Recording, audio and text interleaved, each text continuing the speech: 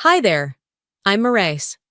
My mother dragged me into court, told the judge I was unstable, then shaved my head behind closed doors, like I was something dirty to clean. But what shattered me more wasn't the haircut. It was realizing she planned it all. The lies, the file, even stealing the charity I built. And just when I thought I'd lost everything, my fiancé walked in. As the judge, you ever wonder how far a mother will go to erase her own daughter? I found the envelope at 6:32 in the morning, shoved halfway under my door, like it couldn't be bothered to be delivered with dignity. The seal was clean, but the contents were not. It was a court summons. My own mother had filed an emergency custody motion to remove my niece from my care. She said I was mentally unstable. The words didn't even sting at first. They echoed. The hallway of my apartment, usually filled with early sunlight and the hum of my coffee pot, felt colder, narrower.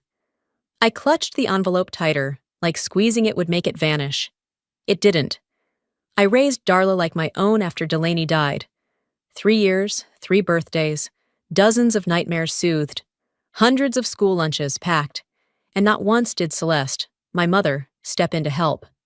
Until now. Until she wanted the title of caregiver without the weight of it. I didn't cry. I didn't scream. I called my lawyer. "Langston," I said, voice even but brittle. "My mother's trying to take my niece from me." He was quiet for a second, then sighed. "Charleston Family Courthouse. Today, noon. Bring everything." I brought everything. Folders, emails, report cards. Even the unicorn drawing Darla made of me with the words, "My real mom," scribbled underneath. I dressed like I was going to war. Blazer, heels, hair pinned with surgical precision. But when I reached the front steps of the courthouse, I felt like a child who'd shown up to a party she wasn't invited to. The clerk at the front table didn't look up when I gave my name. "Maurice Keene," I said, sliding my ID forward. She rifled through the pile beside her and handed me a badge. I clipped it onto my jacket without looking, too focused on the whispers trailing through the lobby. But when I glanced down, the words hit me like a slap. Nuisance. Not a typo. Not a mistake. That badge was printed with intent. "I think there's been an error," I said quietly. "My last name's Keene." She shrugged. "That's what the list says." Before I could press further, I heard the familiar click of a phone camera. I turned, and there she was. Celeste. Perfect posture, pearls, pale blue scarf. She raised her phone slowly, as if posing for a victory photo, and snapped a shot of my badge. Then she smiled, tight-lipped and satisfied. "Nice to see you finally wearing your role," she called across the atrium, just loud enough to humiliate, just quiet enough to feign innocence.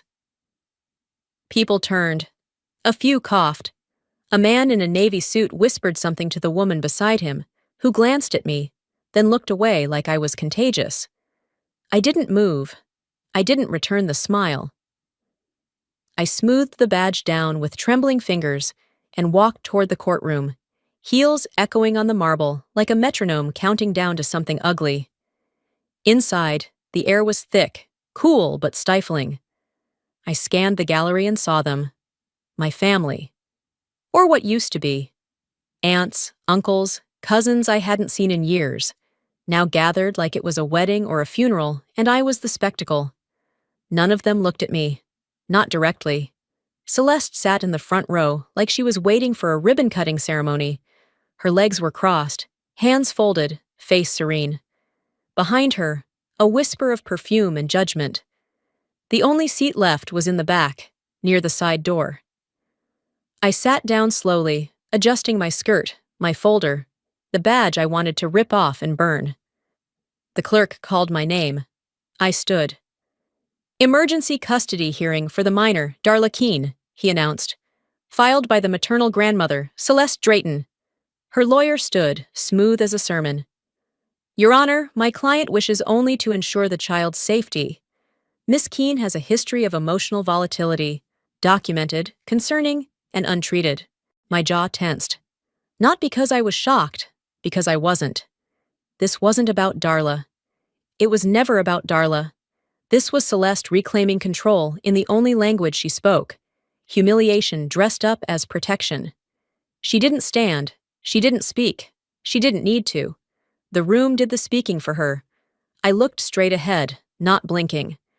I remembered the times I excused her cruelty as concern, when I told myself her coldness was just generational, when I justified her absences, her corrections, her criticisms, all those silences I allowed in the name of peace.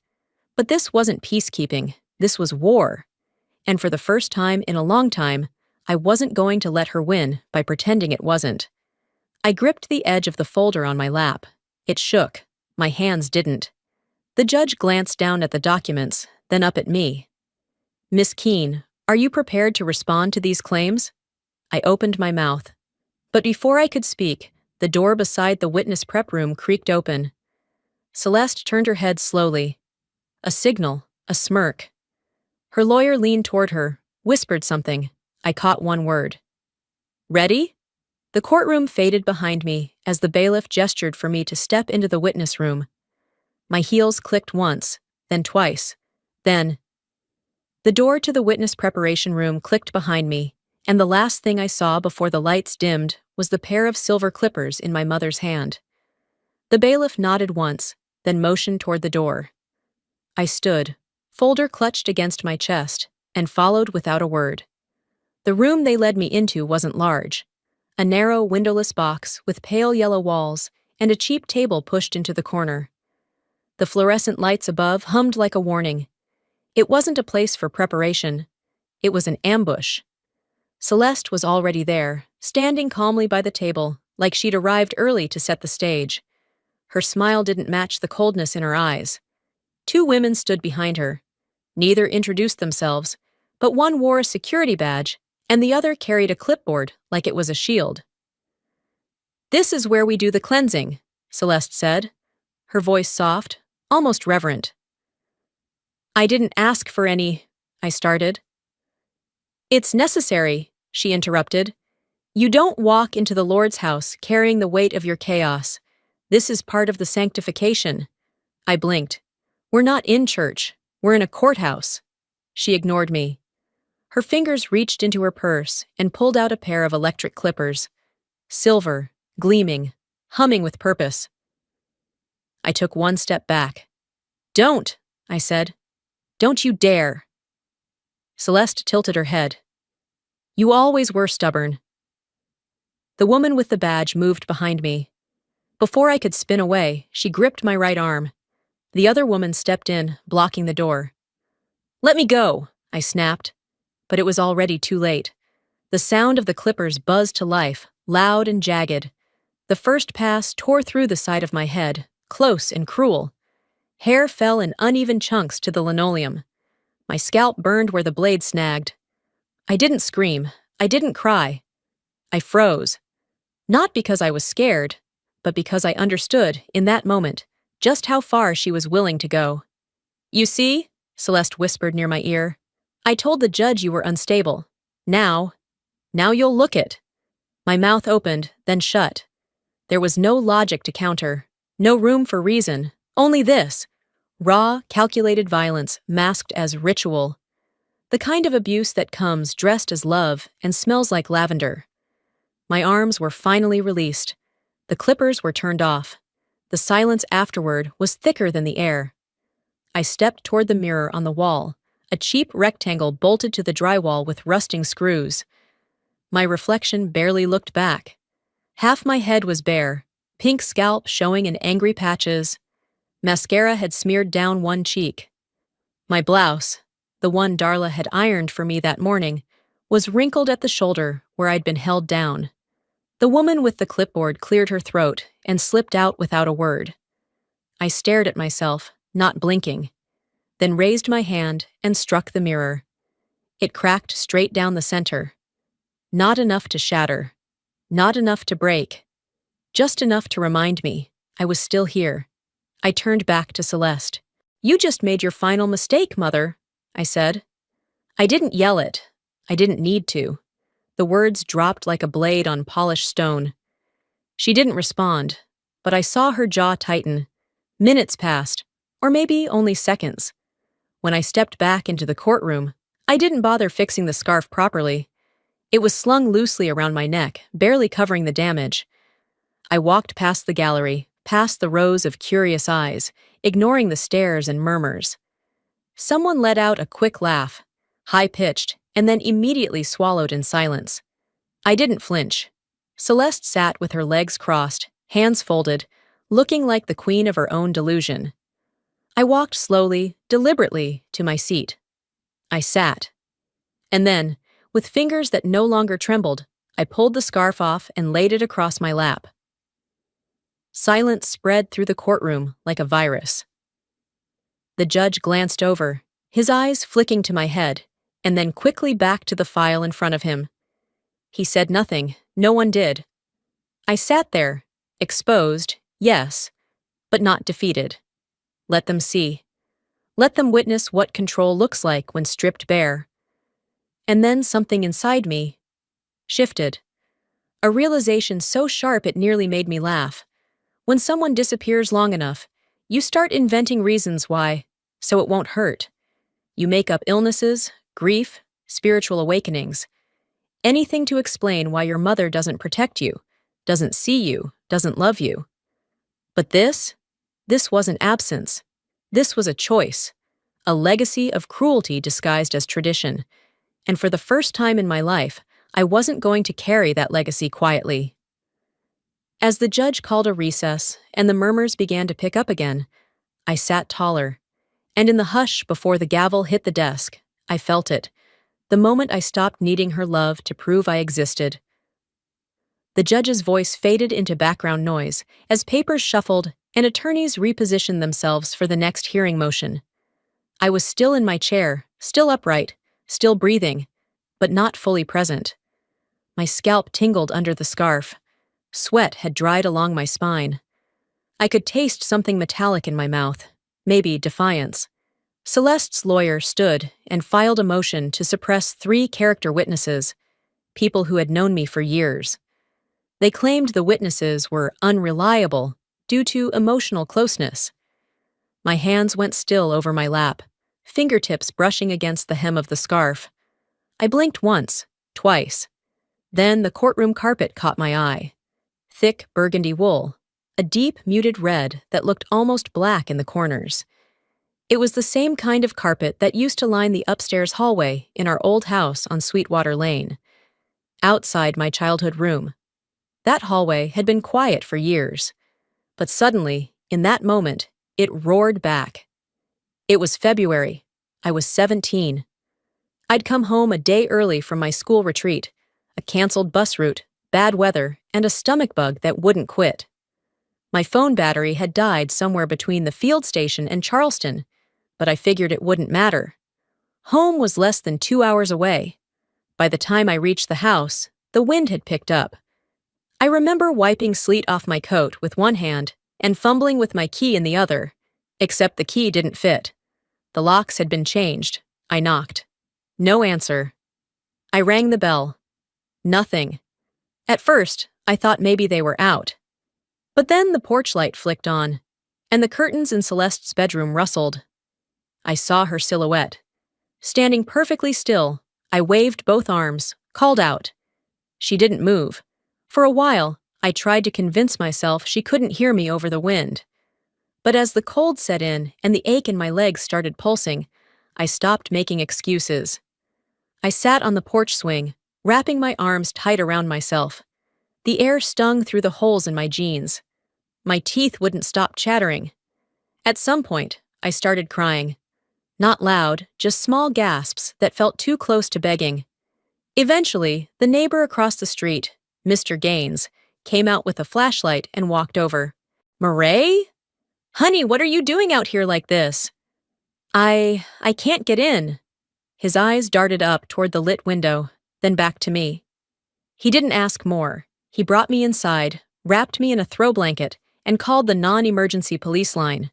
The officer who arrived knocked for 15 minutes before Celeste answered the door. "She's being dramatic," she said. "She's always been that way. She just wants attention." I stood behind the officer and said nothing. That was the last time I ever called that house my home. The carpet under my feet snapped me back into the courtroom like a trapdoor opening. I blinked hard and looked around. The murmur of voices continued. But now, I saw it differently. The cruelty Celeste practiced today wasn't new. It wasn't invented for this courtroom. It had always been there, just in quieter forms.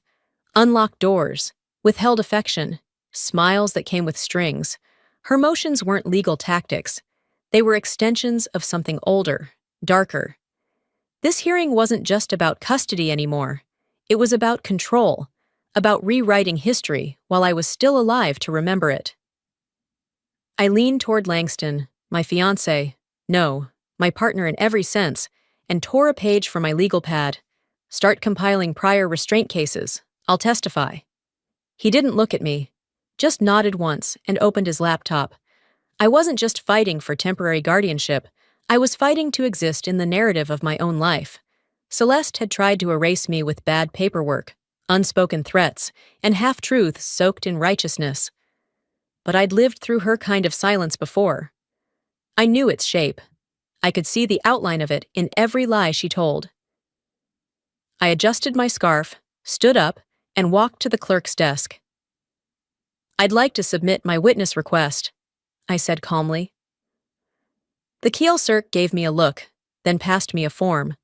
I filled out my name, my birth date, the reason for testimony, direct response to character suppression, truth. I signed my name at the bottom, and I knew, in that moment, what story I had to tell. Mine. The bailiff called us back in from recess, and I stepped into the courtroom just as the late afternoon sun began to throw long shadows through the high windows. I'd barely returned to my seat when Celeste's attorney stood up and asked to present a new exhibit. "Exhibit 14B, he announced, a psychiatric file documenting a formal evaluation of Ms. Murray Keene, dated March 2012. There was a pause, not from the judge, not from me, but from the room itself. A sort of stillness, like everyone instinctively knew something wasn't right. My fingers curled inward. The folder he handed to the judge was sealed in plastic, stamped with a hospital logo I vaguely recognized, Palmetto Behavioral. The attorney explained that the file detailed my emotional instability, paranoia, and dissociative episodes during my late 20s. Supposedly, I had been under evaluation for spiritual delusions. It took less than 5 seconds for me to realize it wasn't real, and 10 seconds more to realize how dangerous that was. I leaned forward. "Your Honor, I'd like to formally contest the validity of that document." Celeste didn't even look at me. She sat there, arms folded gently across her stomach, lips pursed like she was holding back a prayer. Or a laugh. The judge looked up. "On what basis, Ms. Keene?"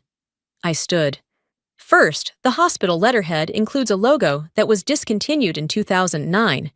This report is dated 2012. A murmur stirred the gallery. "Second, the file's attending psychiatrist, Dr. Ellen Caulfield, hasn't held a license in South Carolina since 2005. Her name appears here, but the signature doesn't match any of her public records." The judge raised an eyebrow. "Third," I continued, "this file was never submitted to me during discovery. If it existed, I would have had the legal right to review it." Celeste's lawyer calmly responded, "It's part of a faith-based treatment history, not traditional clinical documentation."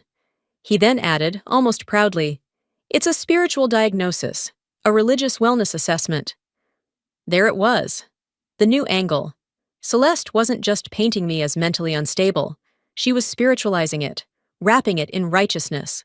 "She claimed to be hearing things," he continued. "We now believe those were voices of judgment, rooted in sin. The diagnosis was meant to cleanse that energy." My jaw clenched so tightly, I thought I might chip a molar. "Your Honor," I said, "there's a difference between faith and fraud, and what you're looking at is not healing. It's a weapon." The judge held the folder, flipping slowly through the pages, his brow tense. Celeste smiled. Not a wide smile, just enough. I turned my gaze toward her and stared until she looked away. The judge excused us for a brief recess. As soon as I stepped into the hall, Langston was already on the phone, pacing near the vending machines. I caught his eye and walked over. "They forged it," I said. He nodded. "I figured. The signature's off. She's trying to rewrite me, Lang, in paper, in memory." He stopped pacing. "We'll find everything we need," he said. "If she built this on lies, we'll burn it with the truth." I nodded, then turned to walk the length of the hall. I needed air, but not outside. Just something not soaked in courtroom perfume and performance.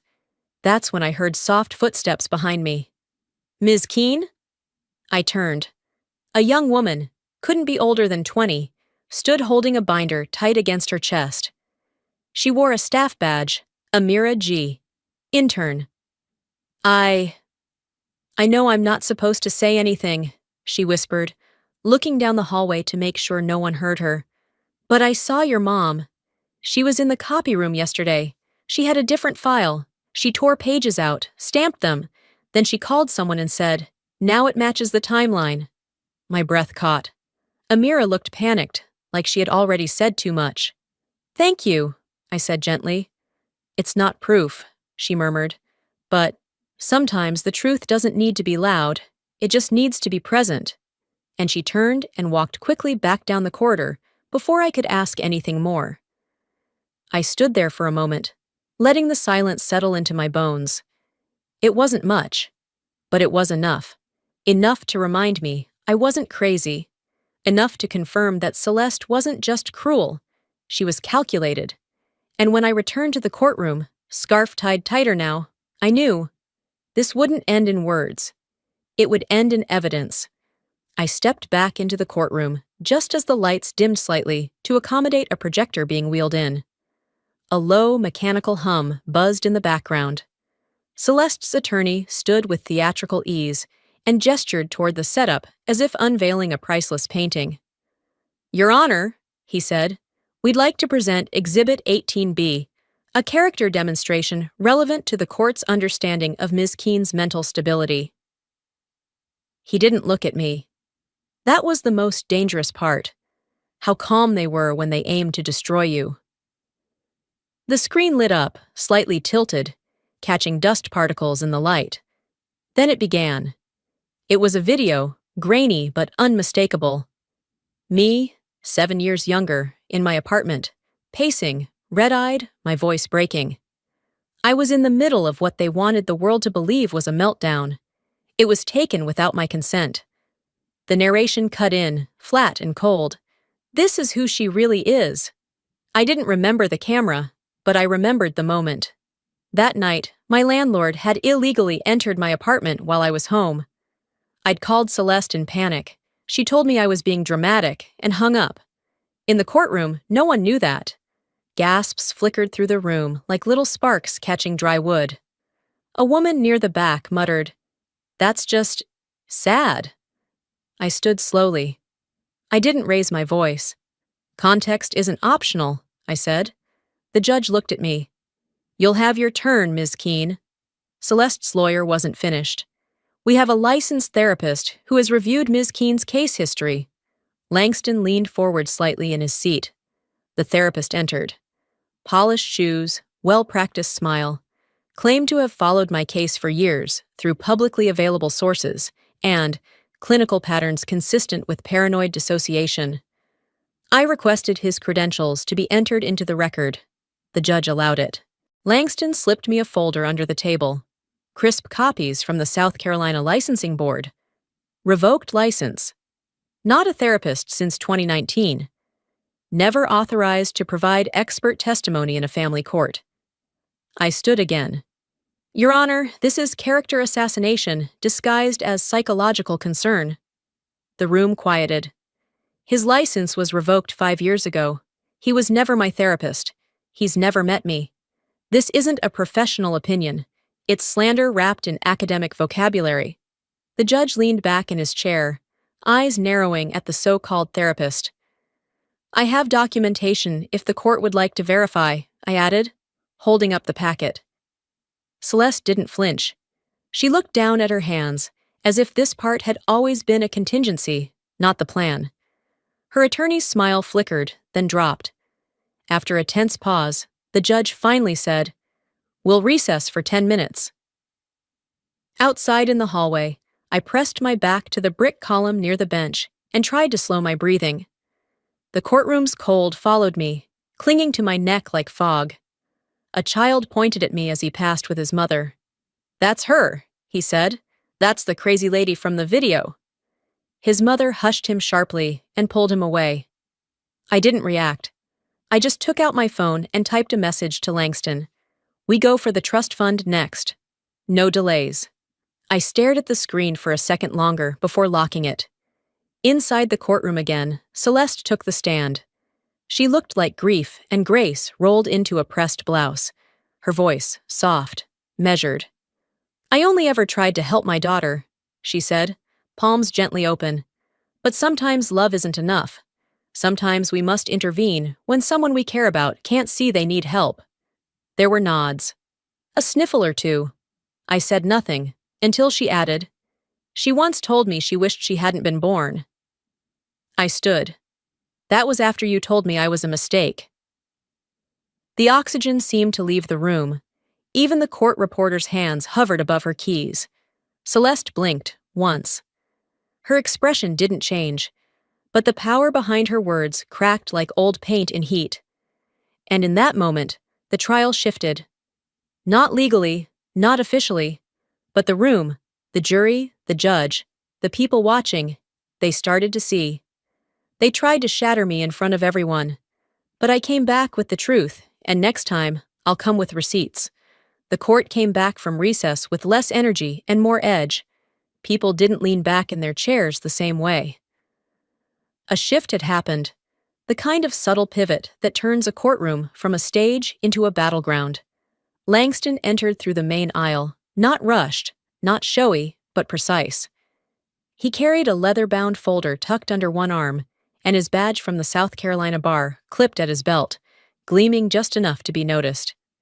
The moment he sat beside me, he leaned in close. "I've got the trust fund records," he murmured. It felt like my lungs could finally expand again. When the judge called us back into session, Langston stood first. "Your Honor, with the court's permission, we'd like to introduce a new exhibit.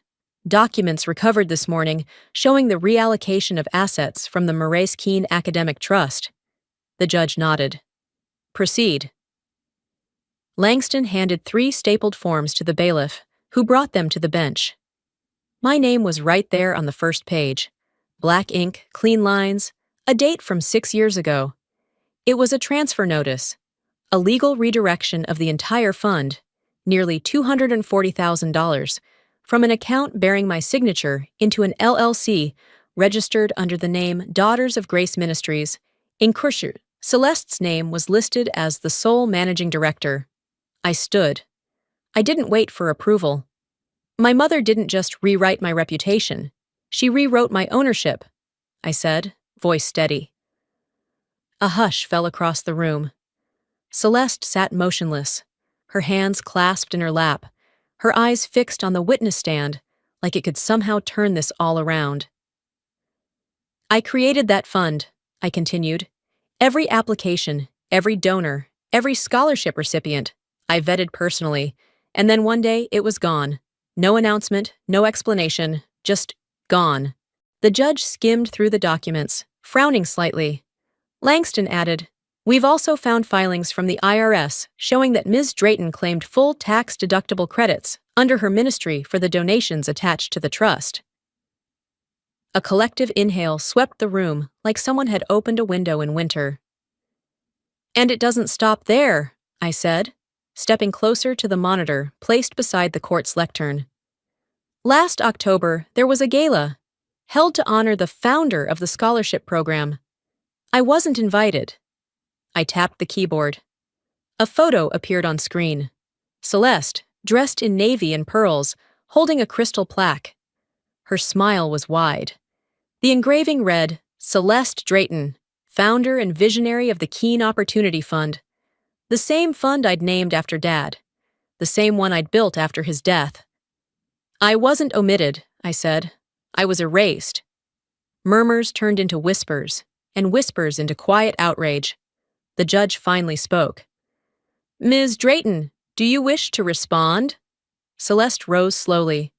Her blouse was pristine, her posture perfect, but her voice cracked, barely. "You didn't know how to handle responsibility," she said. "I protected the fund from your instability." There was no heat behind her words, just strategy, calculated cold. I didn't yell, I didn't shake. "You didn't protect me," I replied, my gaze locked on hers. "You protected the image of yourself you wanted the world to buy." There was no gasp this time, just stillness, the kind that signals tectonic plates moving under everyone's feet. The judge called for a recess. In the hallway, I waited. When Celeste finally emerged from the ladies' room, her eyes widened at the sight of me. I didn't move. We stood inches apart. "You keep rewriting the story," I said calmly. "You keep changing records, replacing names, staging truth.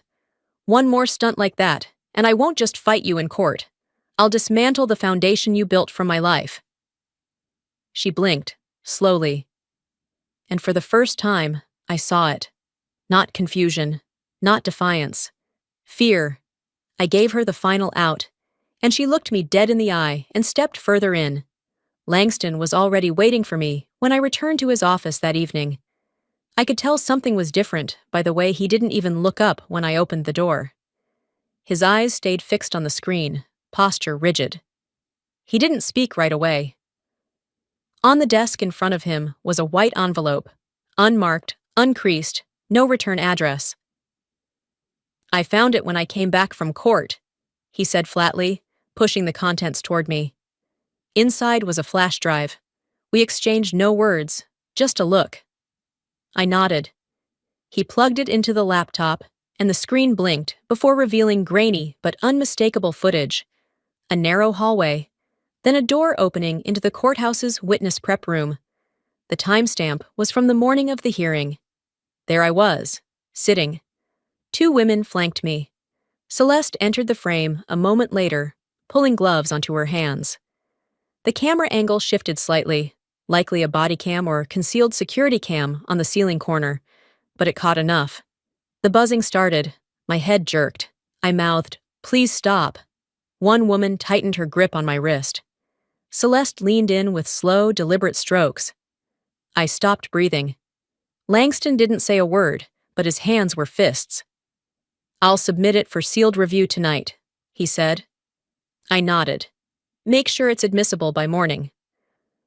The next day, the courtroom was filled beyond capacity. Folding chairs had been dragged from adjoining rooms. People stood along the back walls. Even the bailiff seemed unsettled by the tension in the air. The judge's face was drawn, exhausted, but firm. "We've received an anonymous video submission relevant to the events in question," he began. "Given its content, I'm allowing it to be played in open court." The lights dimmed. The screen flickered. And there it was. Again. The clip. The sound of the clippers filled the room, sharp and unforgiving. My voice, strained, cracking, pleading. The hands restraining me. Celeste's calm, measured motions. Her whisper, "This is necessary. She's unclean." A gasp echoed from the back row. A woman near the jury box began crying. Celeste's lawyer jumped to his feet. "Your Honor, we object to—" "Sit down," the judge said curtly. I sat still, didn't blink, didn't cry. I whispered just loud enough for the clerk to hear. "I warned her." When the lights came back on, no one moved. The judge turned toward Celeste. "Do you wish to address this?" Celeste stood slowly, placing both hands on the podium. Her voice was sharp, polished and confident, but a tremor slipped through.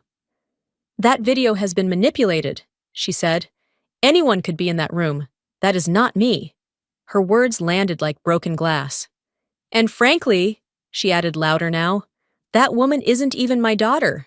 I froze. Gasps now turned to murmurs. Heads turned toward me. "My daughter is Darla. She's the one who stayed close, who never caused scenes. This one, she changed. I don't know who she is anymore." I couldn't feel my fingers, couldn't move. The courtroom fell completely silent. It wasn't the denial that did it. It was the abandonment. The final, public, irreversible exile. I stood slowly, straight-backed. I didn't glance at the jury, or the press, or the people clutching their pearls in the gallery. I just walked.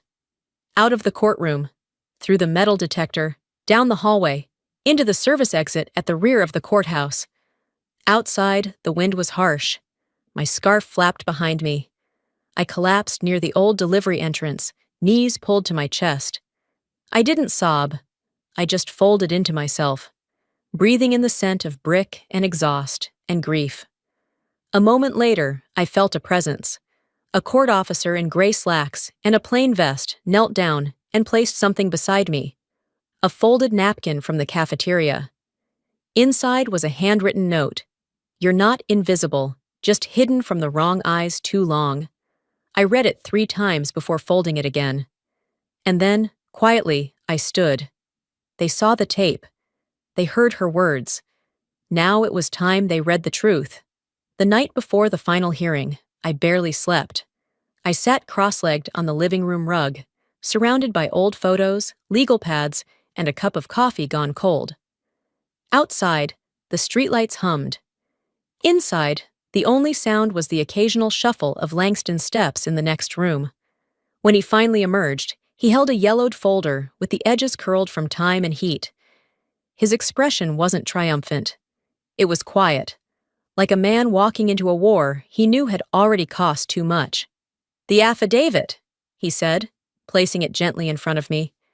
"Your grandfather left it with his estate attorney. He wanted it to be used only if things got this bad." I opened it with steady fingers. The page inside was typed, but the final lines were handwritten, shaky but clear. My throat tightened. At sunrise, we left for the courthouse. By the time we arrived, the building buzzed with tension. Reporters hovered just beyond the rope lines. One called out my name. I didn't stop walking. Inside, security had doubled. The judge looked more worn than ever, but still carried the gravity of a man who'd seen families burned down by silence. "Mr. Langston," the judge nodded. "You may proceed." Langston stood, voice steady. "Your Honor, we submit into evidence a notarized affidavit from Bernard Drayton, dated 13 months before his passing." A murmur moved through the gallery. Langston continued. "The affidavit affirms that Ms. Maurice Keene conceived, developed, and structured the Drayton Educational Trust. That her mother, Celeste Drayton, was listed solely for donor credibility. That the intention was never for Ms. Keene to be removed from ownership or recognition." He paused, then read aloud.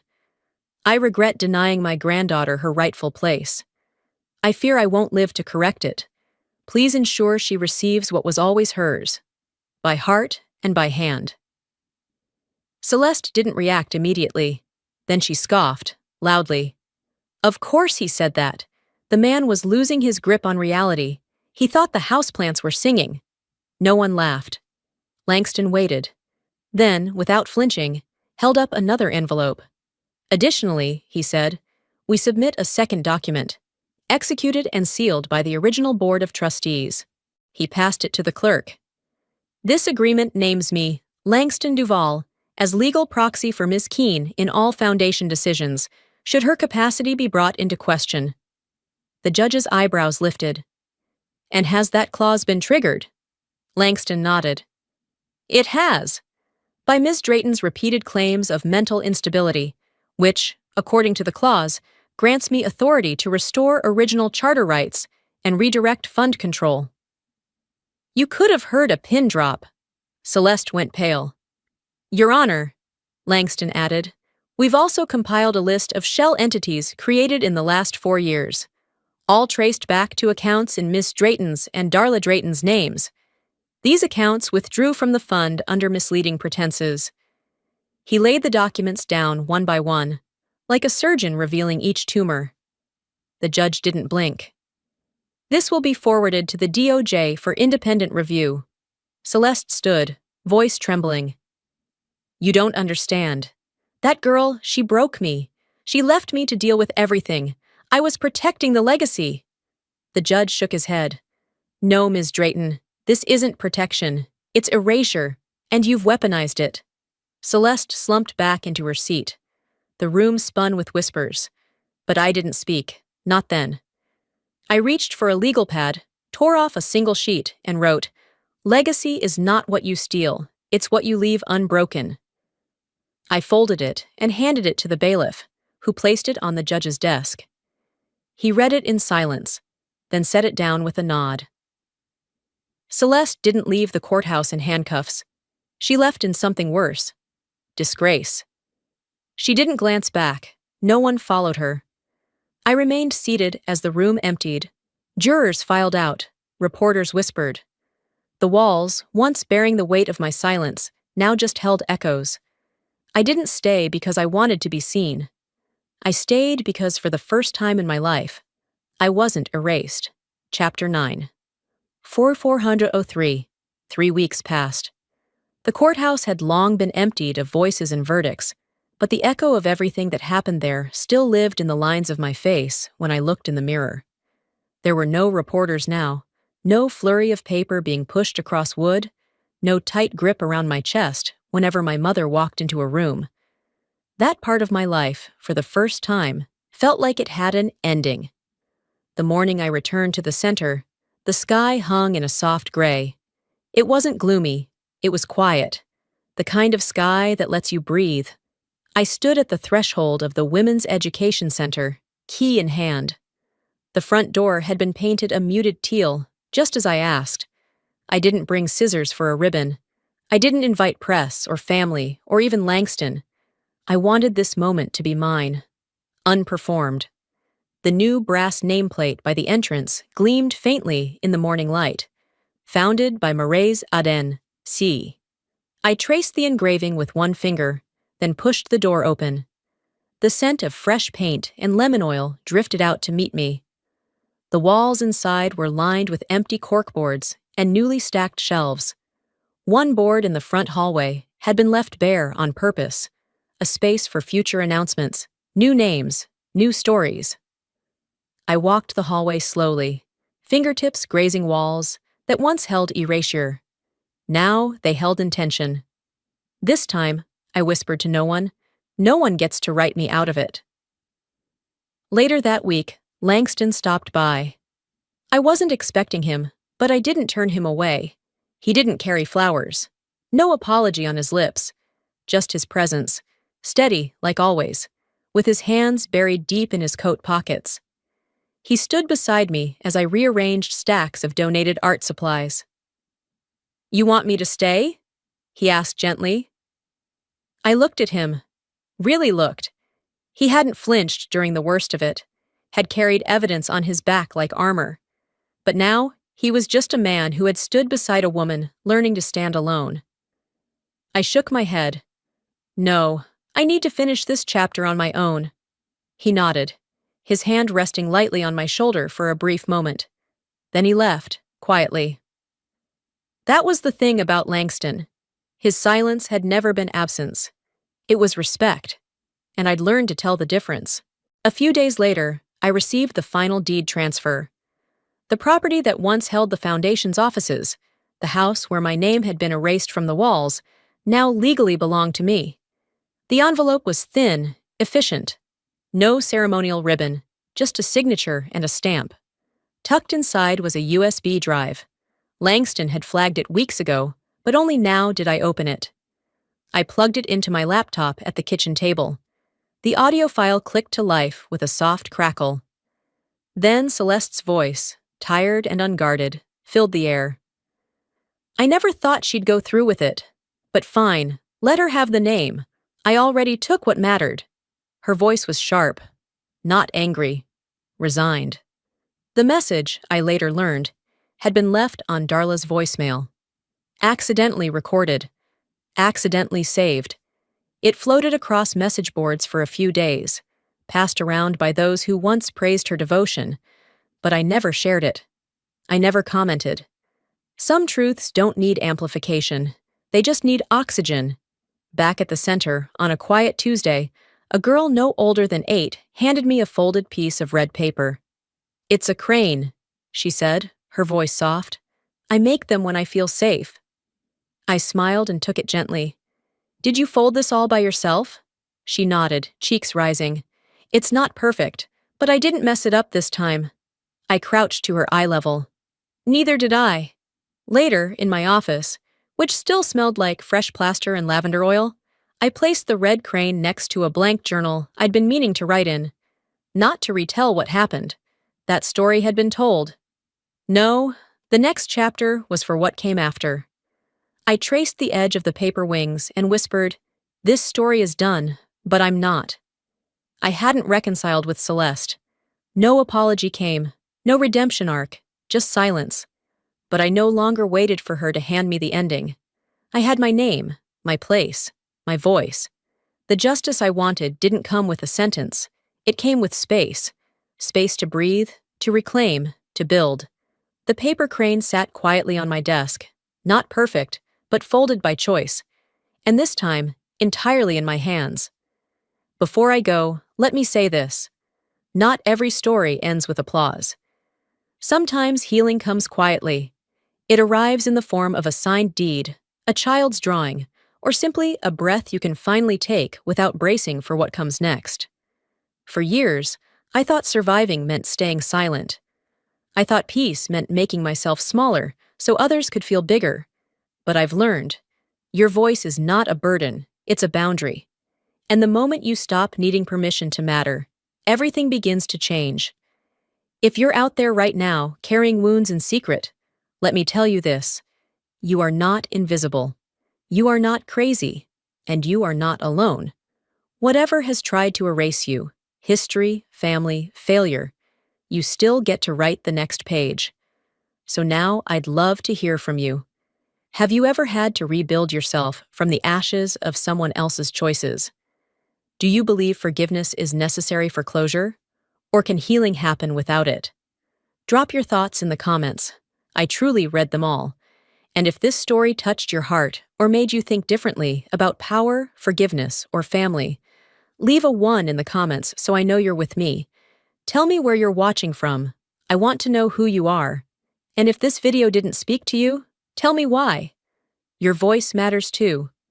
If you'd like to hear more real, raw stories like this one, about resilience, justice, and reclaiming your name, make sure to subscribe to the channel. Hello, I'm Bella. I was the one who paid the bills while they toasted to her success.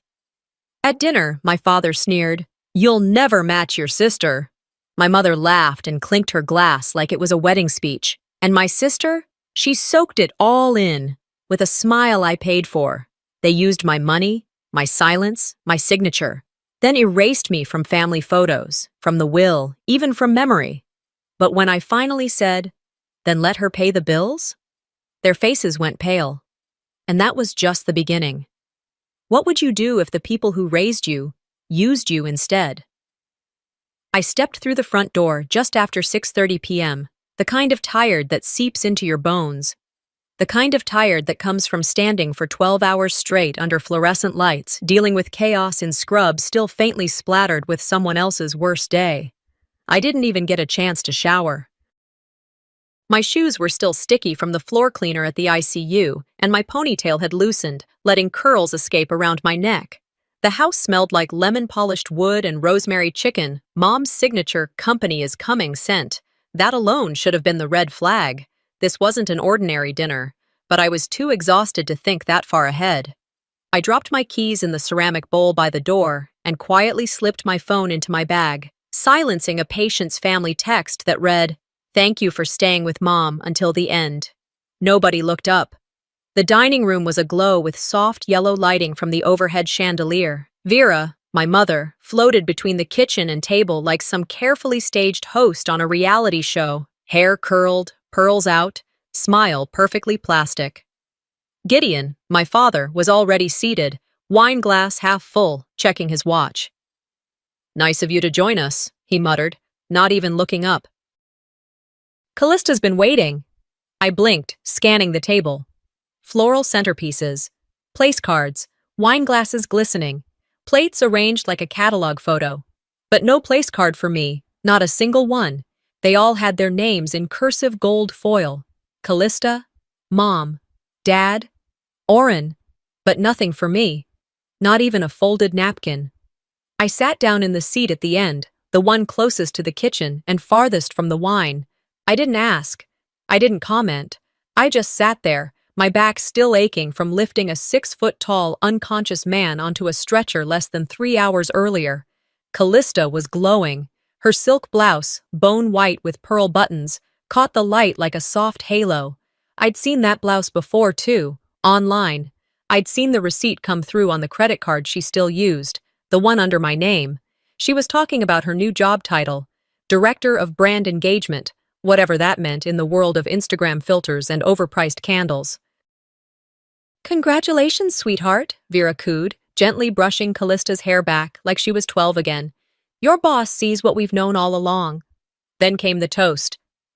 Gideon stood, lifted his glass and turned to the table. "Not me, never me. To my brilliant daughter, Callista," he began, pausing for effect. "Some people are just born to shine." Everyone clinked their glasses. I didn't move.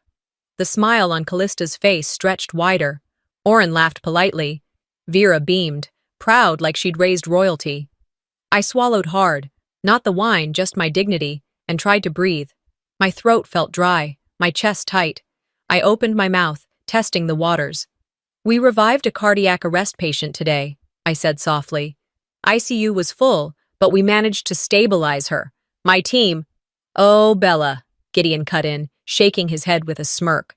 "You're still at that hospital, right? Look, we know you try hard, but you'll never match your sister. That's just life." Vera laughed and clinked glasses with him. Callista smirked, the kind of smirk that doesn't come from joy, but from superiority. I didn't cry. I didn't flinch. But something in me cracked, like a quiet fissure in glass. I reached for my wine glass, finally lifting it, only not to toast. I held it gently, turning it slightly by the stem, then looked straight into Gideon's eyes. "Then let her pay the bills." It took them a second. Vera blinked first. Oren set down his fork. Callista froze. Gideon looked confused. "What?" he asked, voice dipping. I stood up, reached into my bag, and pulled out a folded piece of paper. Creased, but pristine. I walked to the head of the table, placed it right in front of Callista, and stepped back. "That's the catering invoice," I said, my voice calm. $928.45, paid in full by me, like always. They all stared at the paper, as if it were written in another language. The flowers? The wine? "The crystal place settings?" I added, my tone still even. "You're welcome." Gideon's mouth opened, but no words came out. I took a slow breath, feeling the heat rising in my cheeks, but not from shame, not anymore. "You've been toasting to her success with my money for years," I said, my gaze sweeping the table. "So here's a toast of my own." I lifted the glass, tipped it slightly toward Callista, then set it down, untouched. "I'll let you toast to that." And with that, I picked up my purse, walked out of the dining room, and left the front door open just long enough to hear the quiet gasp behind me. I didn't slam it. I didn't look back. As I stepped out into the cool night air, a breeze carried the faint scent of rosemary and regret. I walked to my car without a word, without tears, without the need to explain. They could toast all they wanted, but starting that night, they'd be doing it without me. If I wasn't in their picture, maybe I should stop standing in the frame. That thought sat with me like the weight of someone else's jacket, heavy, ill-fitting, and unwelcome. By the time I got back to my apartment that night, the artificial taste of wine still lingered in my mouth, though I'd barely touched my glass. My purse felt heavier than usual. Maybe it was the receipt. Maybe it was just the burden of finally saying something after years of saying nothing. The next morning, I woke before my alarm. Not out of restfulness, just muscle memory. I sat on the edge of my bed, my scrubs from yesterday still hanging on the closet door, stained with both Cabernet and dried iodine. The light outside my window bled through slowly, painting everything in a soft gray. I didn't reach for coffee. I reached for my phone. 3 texts, all from Mom. "You embarrassed us last night. That was completely uncalled for. You should apologize to your sister." I stared at the screen for a while. Then I turned it face down on the counter and walked to the bathroom. As I brushed my teeth, I caught sight of myself in the mirror.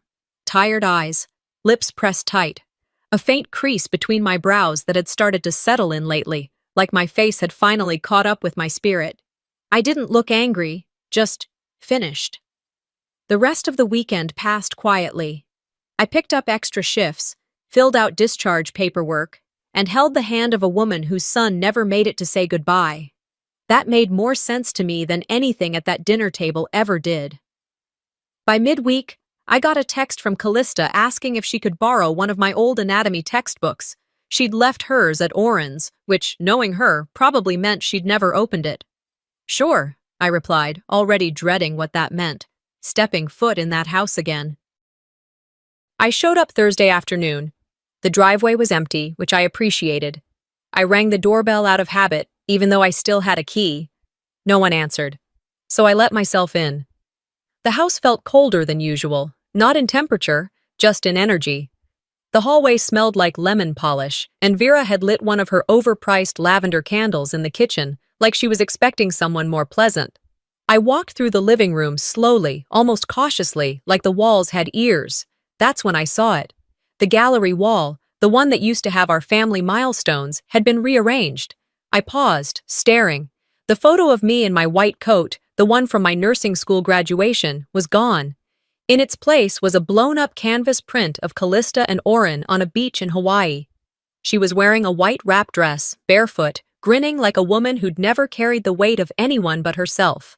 The wall didn't just look different. It looked corrected, like someone had decided what did and didn't belong. I stood there longer than I meant to, not because I was shocked, but because I wasn't. In the hallway, I spotted a thick manila envelope sitting on a side table. It was marked in Gideon's handwriting, "Will update, for family review." I shouldn't have opened it, but I did. The language was clinical, matter-of-fact. The house would go to Callista, the Tahoe cabin, the cars, even the antique piano my grandmother used to play. All of it. My name didn't appear once, not even in a line that said I'd declined an inheritance. Just nothing. It was like I'd been erased before I was ever there. I put the documents back exactly how I found them, pressed flat, corners aligned. Then I walked to the kitchen. Vera was at the stove when I arrived. She didn't flinch when she saw me, didn't even greet me, just stirred something in a pot like we were two strangers who happened to share a last name. "I saw the new will," I said evenly. She kept stirring. "Did I die recently and no one told me?" She finally looked at me, that tight smile stretching across her face like saran wrap. "Callista is the face of this family," she said softly. "You're stable. You'll be fine." That was the moment I realized she actually believed that was comforting, that being considered fine was some kind of prize, that my stability meant I didn't need acknowledgement, or space, or legacy. I didn't argue. What was there to say?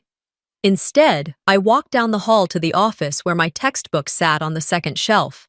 I grabbed it, then turned to leave. On my way out, I passed the living room again and glanced once more at the wall. Not a trace of me. No baby pictures, no school portraits, no white coat, only Callista. And it hit me. I was never meant to be part of the picture. I was the one holding the camera, the one fetching the frame, the one paying for the glass. As I reached the front door, my fingers paused on the knob. It wasn't rage that held me there. It was grief. The slow, heavy kind that doesn't shout, the kind that just settles.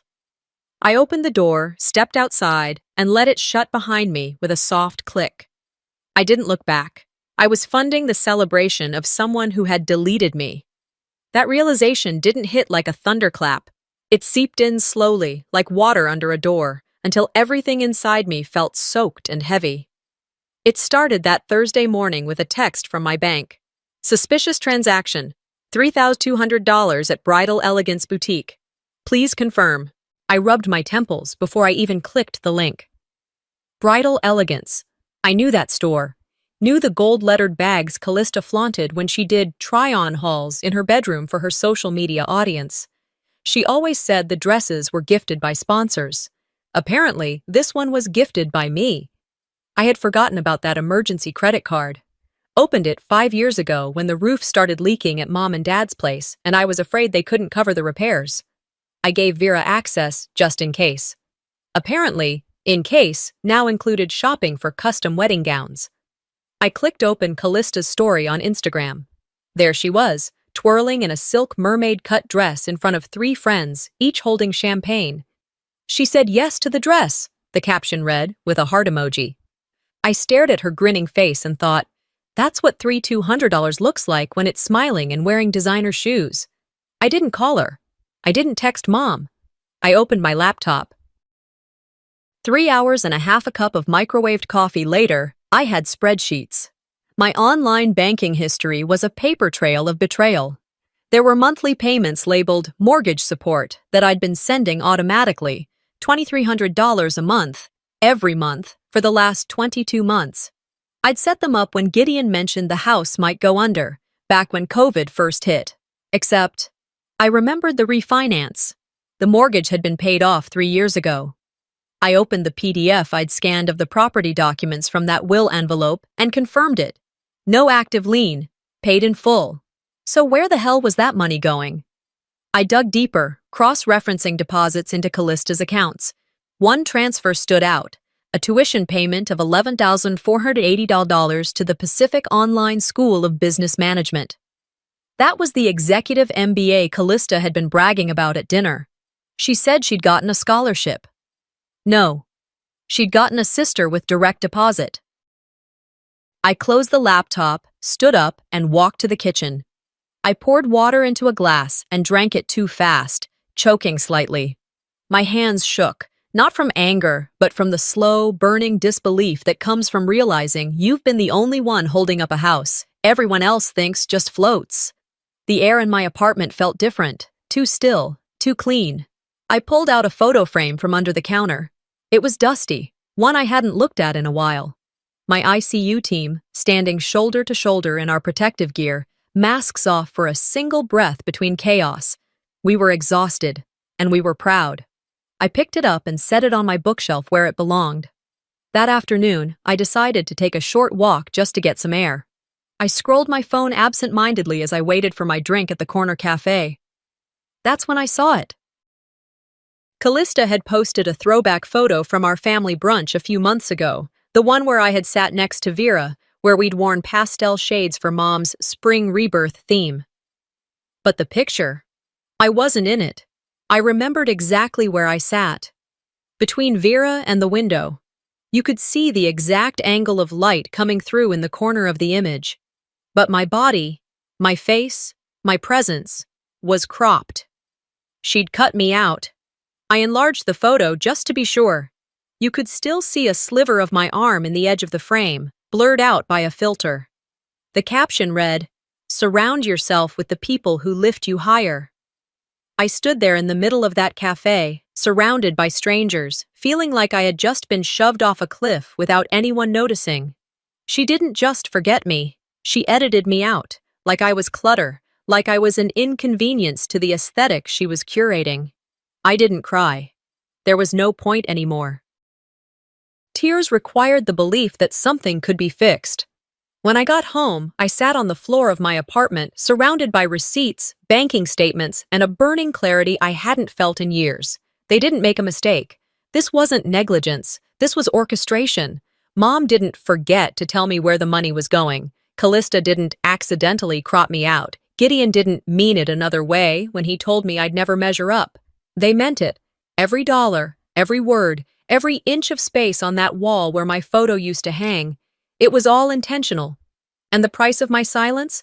$47,000 and counting. But more than that, my silence had cost me my place in a family I had spent my whole life protecting. I wasn't just invisible. I was disposable. That night, I sat on the couch in silence. No music, no TV, just me and the quiet hum of the refrigerator. And that's when I decided, no more silent contributions. If they wanted to celebrate on someone else's dime, they'd have to find someone else to fund their fantasy. They didn't take me seriously then. That was their first mistake. I'd spent years giving them the benefit of the doubt, telling myself that maybe they didn't mean to be cruel, that maybe their silence and favoritism came from habit, not intention. But that night, watching them all sip champagne while erasing me in real time, I realized something essential. You don't have to scream to be dangerous. You just have to stop funding the lies. 3 weeks after the dinner, I was scheduled for a double shift that ran from Friday night into Saturday afternoon, the kind of back-to-back chaos that leaves your spine aching and your soul quiet. I wrapped up my last patient handoff by 3:20 p.m. and ducked into the locker room to change out of my scrubs. I didn't have time for makeup or a proper outfit, so I threw on a long black skirt and a tan cardigan over a white blouse. Simple. Clean, nothing flashy. The kind of outfit that made you blend into the background, exactly what I didn't want anymore. By the time I arrived at the rooftop venue downtown, the sun was already sliding behind the skyline. Sacramento's early fall air had a dry bite to it, and the rooftop was lit with strands of Edison bulbs and a soft jazz band tucked into one corner. Callista's engagement party was the event of the month, at least according to her.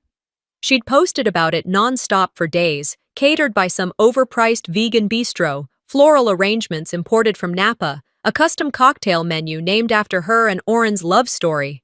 I walked in holding the gift I had planned to give months ago, back when I thought she was still just my sister, not a parasite in stilettos. The first thing that happened when I stepped onto the rooftop? A woman in a tight red dress leaned toward me with a smile and said, "Excuse me, can we get a few more napkins over here?" I stared at her, blinking once. Oh, she added quickly. I thought, never mind. Before I could say a word, Callista caught my eye from across the space. She saw what had just happened, and smiled, a slow, cruel curl of the lips, like this was all some game she was winning. She didn't correct the woman. She didn't even wave me over. I placed the gift at the designated table and quietly found a seat near the edge of the crowd, my hands clenched around the thin stem of a glass of water. I had told myself I wouldn't stay long, but something in me wanted to see it through, to know for certain how far they were willing to go to keep me invisible. The speeches started an hour in. Gideon went first, of course. His voice boomed like a politician as he praised his firstborn for her leadership, her vision, her bright, unstoppable future. Next came Vera. Our Callista has always been a natural light, she said, voice buttery with pride. She's everything a daughter should be, driven, compassionate, accomplished. And we couldn't be prouder. I watched the clapping hands, the beaming smiles. No one seemed to notice I was the only one not in any photos on the slideshow behind them. That slideshow, it wasn't the one I made. I'd spent 5 nights after work piecing together a heartfelt tribute, video clips, childhood photos, moments of real tenderness between us. I emailed it to Vera days ago, along with a note saying, this might be the one thing I can still offer her. Instead, they played some slapped-together mess of filtered selfies and glam shots, set to a generic instrumental loop. I didn't even see one image from our childhood. I leaned toward Vera during a lull and asked, what happened to the video I sent? She smiled without looking at me. Yours was a bit too clinical, darling. Hers had better lighting. Better lighting. That was the excuse, as if effort, memory, and love could be dimmed by a warm filter. When Callista took the mic, I expected more of the same. But what I didn't expect was to be publicly rewritten. Our brilliant Callista, Vera said with a flourish. And her father, Gideon. And this is Bella. She's a preschool teacher? The crowd clapped politely. I sat frozen. Preschool teacher. I'd been a critical care nurse for nearly a decade. I'd held people's hearts, literally, in my hands. I'd resuscitated the dying. I'd spent nights walking patients back from the edge when their families had already given up. Preschool teacher. It wasn't even close. I felt the heat rise in my ears, but I didn't storm out. I waited. I listened to every word of Callista's self-congratulating speech, watched her sip from her signature cocktail, the Cali Cooler, as though she hadn't just erased me from my own profession. After the speeches, while people moved to the dessert table, I walked straight to Vera and Callista. My voice was low, but firm. If you ever do that again, I said, looking directly at Vera, I won't just correct you in private. Vera looked amused. Don't be so sensitive, Bella. It's a party. Callista sipped her drink and added, "It was just a little mix-up. Everyone knows you're something medical." I took a deep breath. "And if you're wondering why the catering check bounced," I said, "maybe check your Venmo history." That got their attention. Callista blinked. Vera's smile faltered. I wasn't yelling, I wasn't dramatic, I was just done. They thought I'd stay silent forever, that I'd keep paying for their spotlight while standing in the dark. But not anymore. So that's what I did. I called my lawyer, not out of spite, not out of vengeance, but because for the first time in my life, I was done hoping they'd eventually do right by me. I was finished giving them the benefit of the doubt while they kept stripping me down to nothing but a bank account with legs. It had been a long week. Back-to-back shifts at the hospital had left me with just enough energy to microwave a burrito and scroll through bank statements. On Thursday night, as rain ticked against my apartment windows like a soft metronome, I decided to tackle my taxes. I thought it might help me sleep. I pulled out a shoebox of receipts, most of them worn thin from time and frustration. At the bottom, beneath a stack of medical expense summaries, I found an old spiral notebook, one that used to belong to my grandmother. Her name was barely legible on the inside cover, written in that looping script that made everything look like a love letter. Tucked between 2 pages was a yellowing envelope with my name on it. I recognized her handwriting immediately. Inside was a note, short, soft, powerful. "This savings account is yours, Bella. Do not let anyone tell you otherwise. Use it when you need it. I know how strong you are, but you shouldn't always have to be." There was a bank account number at the bottom and a balance circled in ink, $16,000. The only problem, that account was empty now. I logged into the bank website, entered the old account details, and saw it right there, closed last year, all funds transferred, to an account under Vera Taylor. It wasn't even subtle. That account had been my grandmother's final gesture, and they had taken it, quietly, like they were entitled to every part of me, even the love meant only for me. The air in my apartment felt heavier. I left the receipts where they were and walked into the kitchen, grabbing a glass of water. I stood by the sink for a while, not drinking, just breathing, letting the realization settle. I had no more illusions left to shatter. The next morning, I received a letter from a collections agency. At first, I thought it was a mistake. $28,000 owed. Balance due. Account holder, Callista Taylor. Cosigner, Bella Taylor. I sat down slowly, rereading the paper. My stomach flipped. I never signed a loan with Callista. I pulled out my phone and called the agency directly, trying to remain calm. "I'm looking at a collections letter tied to my name," I said. "I need to see the original signed document." They emailed it within 20 minutes, and there it was, my signature. Only, it wasn't. It looked like mine, almost perfect. But there was one thing off. The loop in the B was too wide. I hadn't signed it, but someone who knew how I signed things had forged it. They didn't just steal my savings, they forged my identity. For a graduate degree, Callista didn't even need. Something inside me snapped, not loudly but deeply, like a rope finally severed from tension too long ignored. I didn't cry. I opened a new document on my computer and started listing everything, every payment, every transaction, every document, every time they'd taken from me without asking. Later that night, I was brushing my teeth when my phone buzzed on the counter. It was a group text. From Vera. Me, Gideon, and Callista were all included. Her message read, "Just let her keep thinking she's helping. As long as the money shows up, she won't ask." There it was. One sentence. One damn sentence. Meant for Callista. Sent to all of us by mistake. I stared at the message for 10 seconds, took a screenshot, saved it to a hidden folder. Then I turned off my phone and finished brushing my teeth. No reply. No reaction. I didn't need to rage. They'd written their confession for me. On Sunday morning, I texted Alara, my coworker and the closest thing I had to a sister. "Can you meet for coffee?" We met at our usual diner, a small place tucked between a dry cleaner and a pharmacy. I ordered tea. She didn't speak at first, just waited. Then I laid it all out. The will, the forged loan, the stolen savings, the text message. Alara's eyes didn't widen.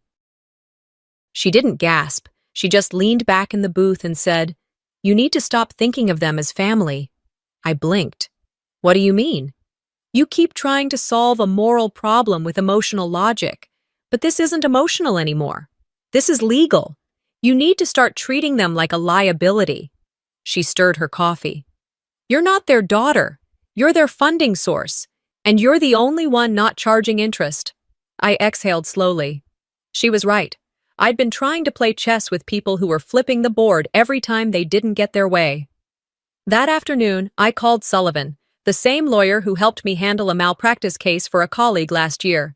He was efficient, private, brutally honest. I told him everything. He didn't flinch. I've seen worse, he said. But this isn't small, Bella.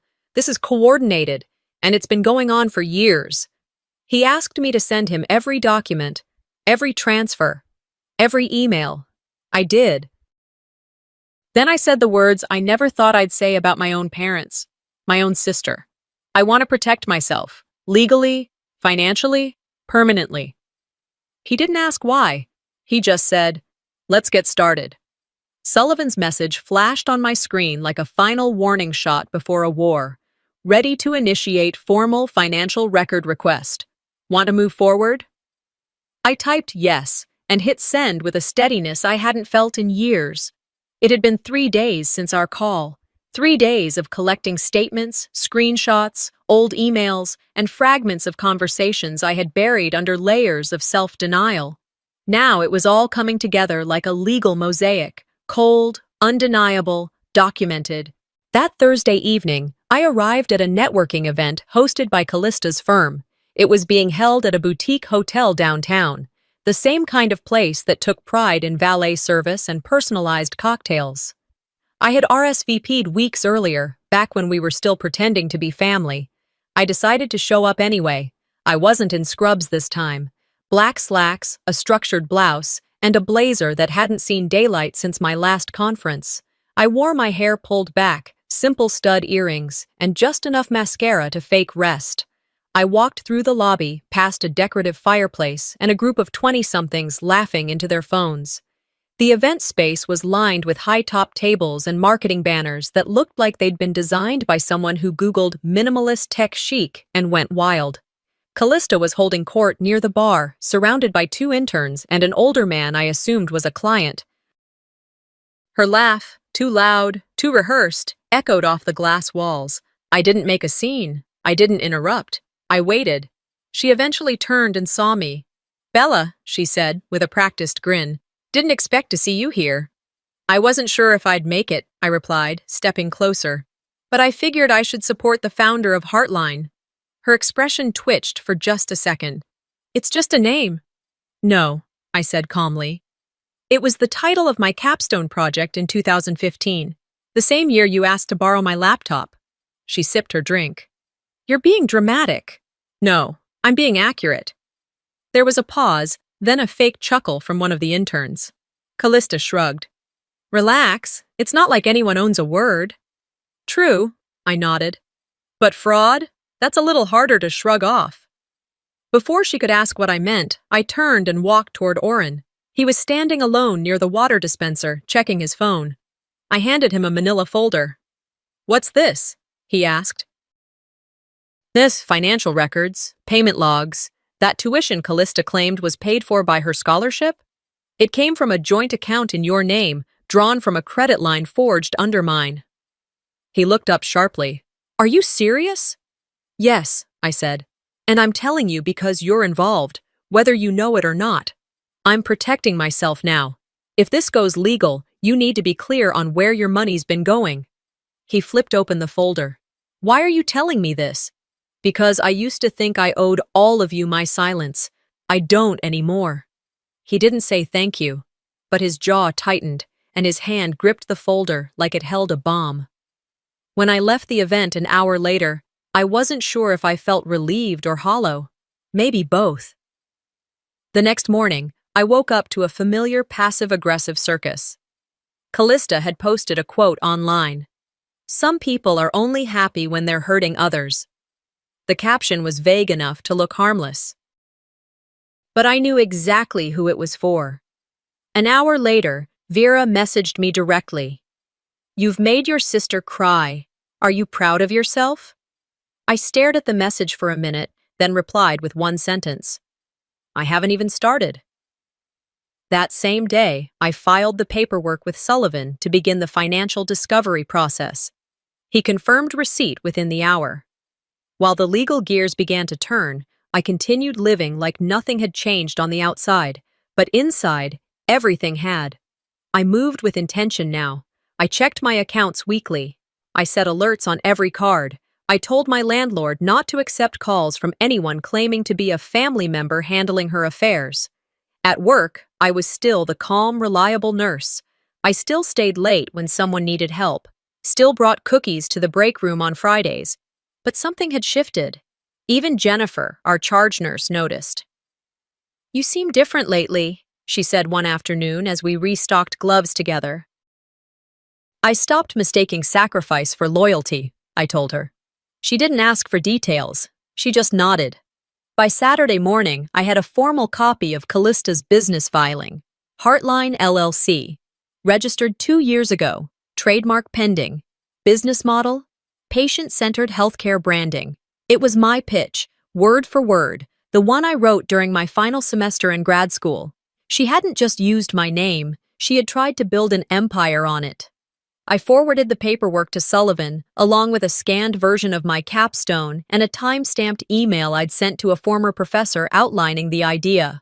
He replied within 20 minutes, "We have grounds."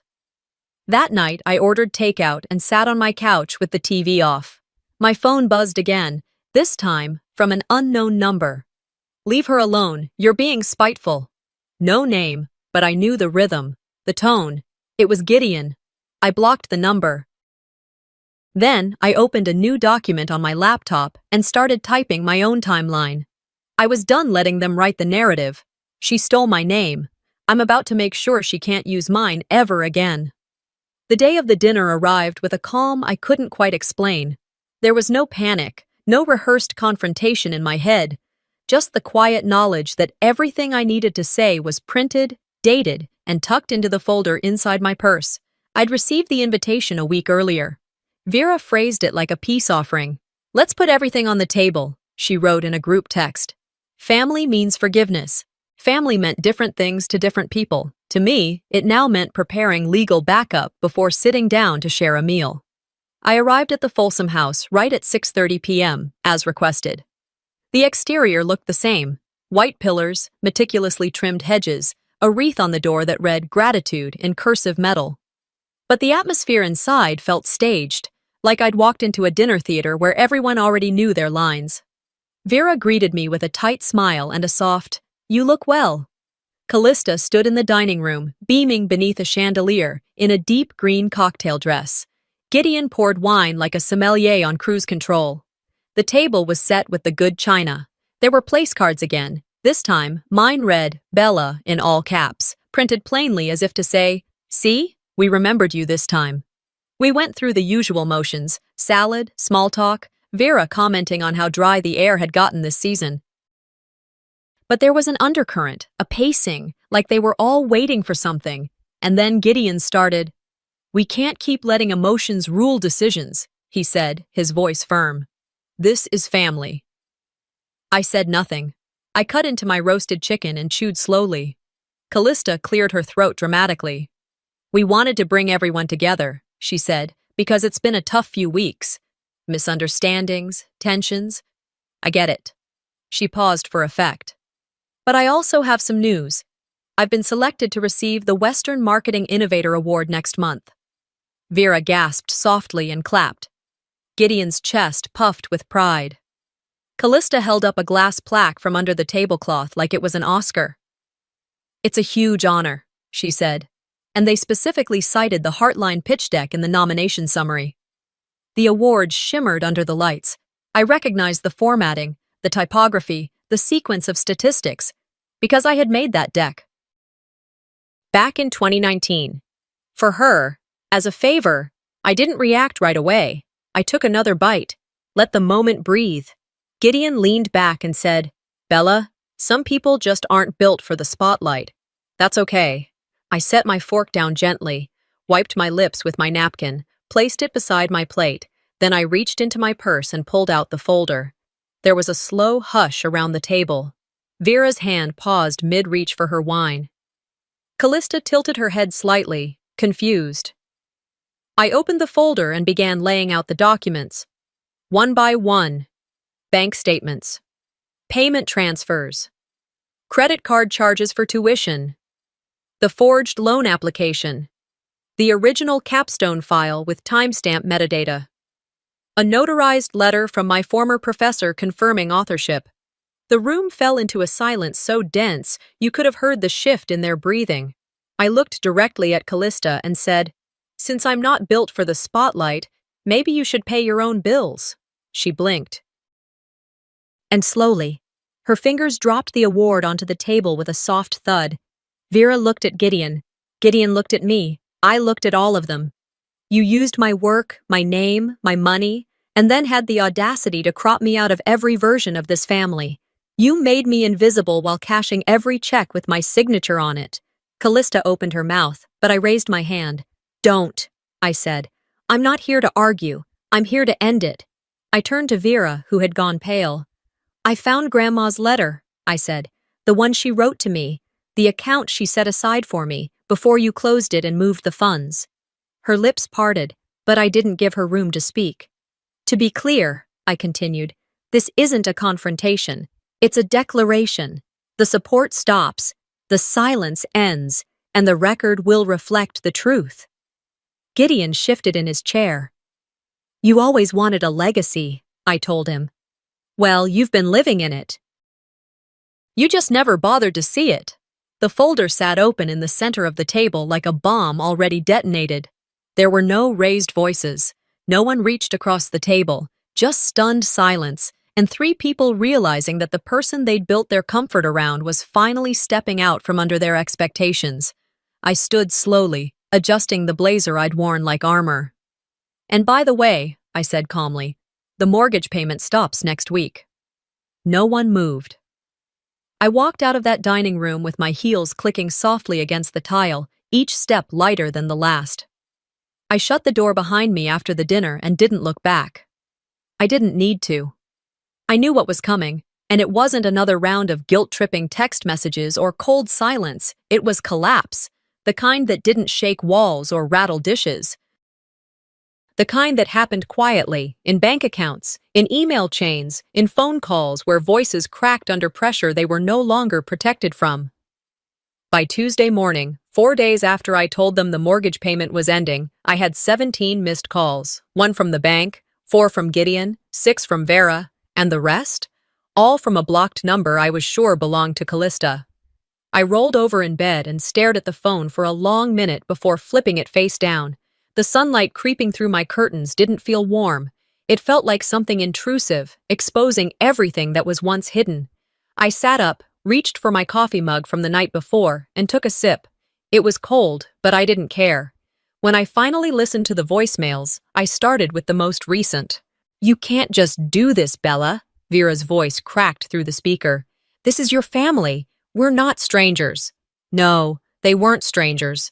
Strangers don't lie to you with your own handwriting. Strangers don't make you disappear from pictures, from documents, from memory. And still, hearing the panic in her voice didn't bring me any satisfaction, just a quiet sense of inevitability. Like watching a structure you knew wasn't built to last finally crumble under its own weight. I got dressed slowly and headed into work for my afternoon shift at the hospital. Between patients, I stepped into the staff break room for a 5-minute breather. That's when my phone buzzed again, this time with a message from Oren. I confronted her. She admitted it. The loans, the credit, the deck, all of it. Then another message followed, seconds later. I filed. I can't live with someone who sees people as tools. I didn't reply right away. I didn't need to. But my hands shook just a little when I placed the phone back in my locker. By the end of the week, things were unraveling faster than even I expected. Callista's company reached out through Sullivan, formally. They were conducting a review of the Western Marketing Innovator Award she had received. Apparently, someone submitted a tip. They wanted to know who really created the pitch deck.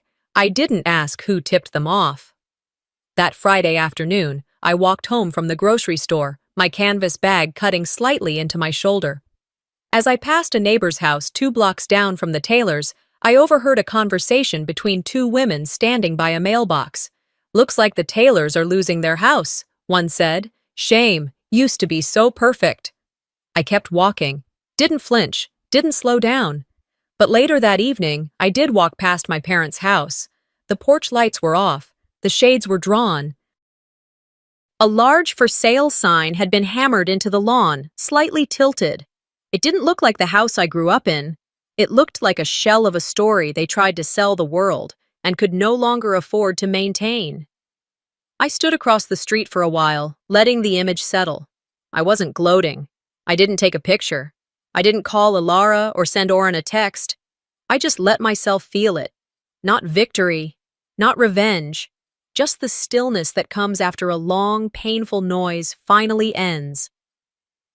The following Monday, Sullivan sent me the final legal packet.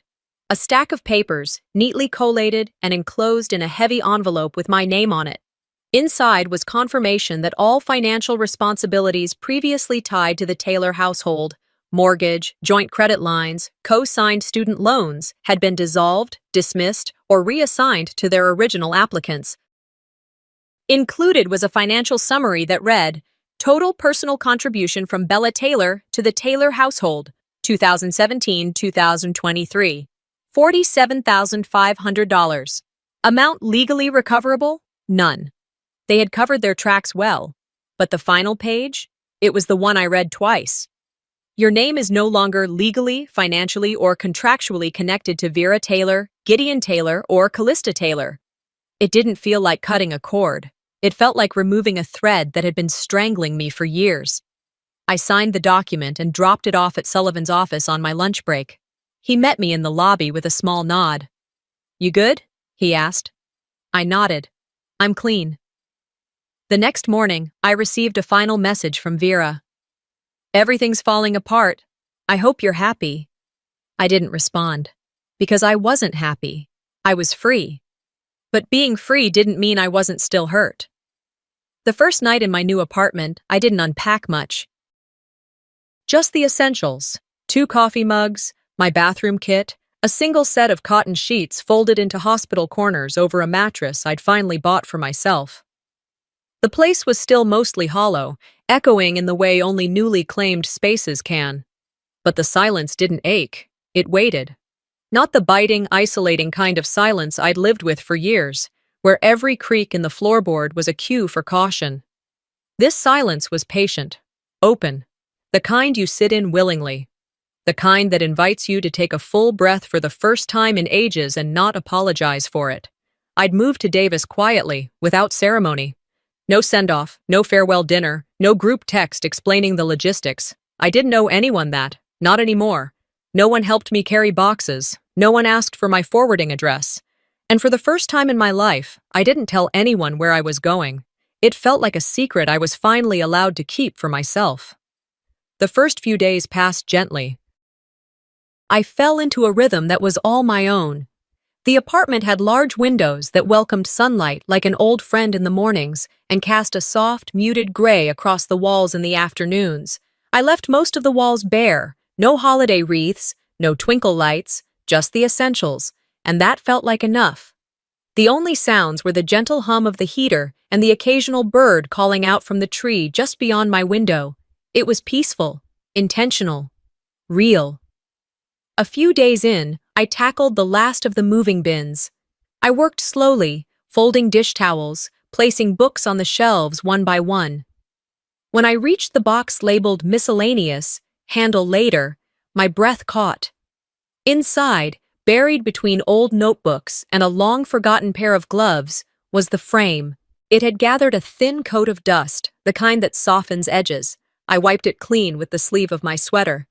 The photo inside remained untouched. Me, about 6 years old, sitting beside Grandma on the back porch. We were laughing at something off camera, my smile gap-toothed and wide, her silver hair catching the sunlight like a halo. I stared at it longer than I meant to. I hadn't seen that version of myself in a long time, not just in photographs, but in mirrors. I'd forgotten how much brightness once came naturally to me, how much of it had dimmed under the weight of being needed and never chosen. Next to the frame, carefully folded, was the letter she'd written, the one I had found weeks ago, the one Vera had hidden. I unfolded it again, not because I needed the reminder, but because I needed the sound of her voice in my mind. The way she wrote felt like being wrapped in warmth. No demands, no obligations, just love, just belief. I placed the letter and the photo together on the center shelf of my new bookcase, not tucked away, not hidden, visible. Beside them, I added one more thing, my diploma. For years, it had lived in the back of a drawer, unframed, uncelebrated. In the house I grew up in, it was Callista's degrees and awards that earned wall space. Mine were filed away, mentioned politely but never displayed. But here, in this apartment, it mattered. I slid the parchment into a clean black frame I'd picked up from the craft store. No gold trim, no spotlight, just substance, just proof. I set it beside Grandma's photo, not to boast, but to acknowledge what I'd earned. Quietly, on my own. That evening, as I folded a basket of laundry, my phone buzzed with a message from Oren. She moved out. I kept the dog. Thanks for telling the truth. I smiled. Not because I was happy she'd left him, but because someone had finally chosen themselves, drawn a boundary, and honored it. A few minutes later, an email arrived. The sender's name didn't ring a bell at first. Then I realized it was a neighbor from the old neighborhood. Bella, the message began. I don't mean to pry, but I heard you were the one who paid the mortgage for all those years. I always wondered how they kept that house. You deserve peace. It was the kind of validation that asks for nothing. Anonymous. Unsolicited. True, I didn't respond, but I kept the email. Later that week, another envelope arrived, handwritten and delivered through Sullivan's office. Vera's handwriting was unmistakable. Inside, no apology, no remorse, just a page and a half of excuses, a vague reference to how hard things had been for everyone. I read it once, then folded it neatly and slid it into a folder I'd labeled unnecessary, because I didn't need her closure anymore, not the kind that only comes when someone fears they've lost their last thread of control. The next morning, I walked to the clinic where I'd recently started working. It was small, quiet, a family practice tucked into a beige stucco building that didn't try to impress anyone. It served mostly elderly patients and lower-income families, people who didn't want to be impressed. They just wanted to be seen. By mid-morning, I was restocking a supply cart when a woman approached me in the hallway. "You're Bella, right?" she asked. "Yes." She reached for my hands, holding them with surprising strength. Her eyes shimmered. "You saved my mother's life last week. She was scared. And you just stayed. You didn't rush. You listened. Thank you." I nodded. Not because I didn't have words, but because the moment was already complete. It didn't need more. That night, I brewed a cup of tea and sat at my kitchen table, the one that looked out onto the tiny back patio where herbs now grew in old ceramic pots. I opened my journal and wrote, "I used to want them to say those words. Now, I just need to believe them myself." The healing hadn't wrapped itself into a neat little bow. There were still nights when I stared at my phone, half expecting a message I knew better than to hope for. I still missed the idea of family, the imagined version I created in my head, even if the reality had never matched. But something had shifted. Quietly, deeply. I no longer needed to be included in their photos. I didn't need to be rewritten into their stories, because I was writing my own now. Not to prove I belonged in someone else's frame, but to become someone I could no longer ignore. Someone real, someone whole. Sometimes, the hardest thing isn't standing up to strangers, it's walking away from the people who were supposed to protect you. Bella's story reminds us that silence isn't strength when it's used against you. What would you do if the ones you loved the most were also the ones who took you for granted the longest? If this story hit home, let us know in the comments. And don't forget to subscribe for more real-life revenge stories that reveal what family loyalty sometimes costs. Hello. My name's Abigail. At 4 a.m., my sister dragged me out of bed and shoved me out the door like I was a stray dog. No shoes, no explanation, just $20 in my hand and the words, Survive with that, loser. Our father had just won $5.3 million, but the ticket was in my name. I kept quiet for years. I stayed invisible while they smiled for cameras, while she played the hero. But now, I want to ask you something. What happens when the one they threw away is the only one holding the truth? I didn't think the sound of a fist against a door could carry that much hatred. But that morning, at exactly 4:03 a.m., I learned it could. I jolted up in bed, heart thudding against my ribs. My room, or rather, the converted laundry room at the back of the house, was pitch black except for the dull glow of the hallway light seeping under the door. The banging didn't stop. It came louder, more urgent, followed by Seraphine's voice, shrill and biting. "Get up, pack your stuff. You're done here." I sat there, stunned. Not because she was yelling, she'd snapped plenty of times, but because of the finality in her tone. There was no build-up, no warning, just a full-blown execution at dawn.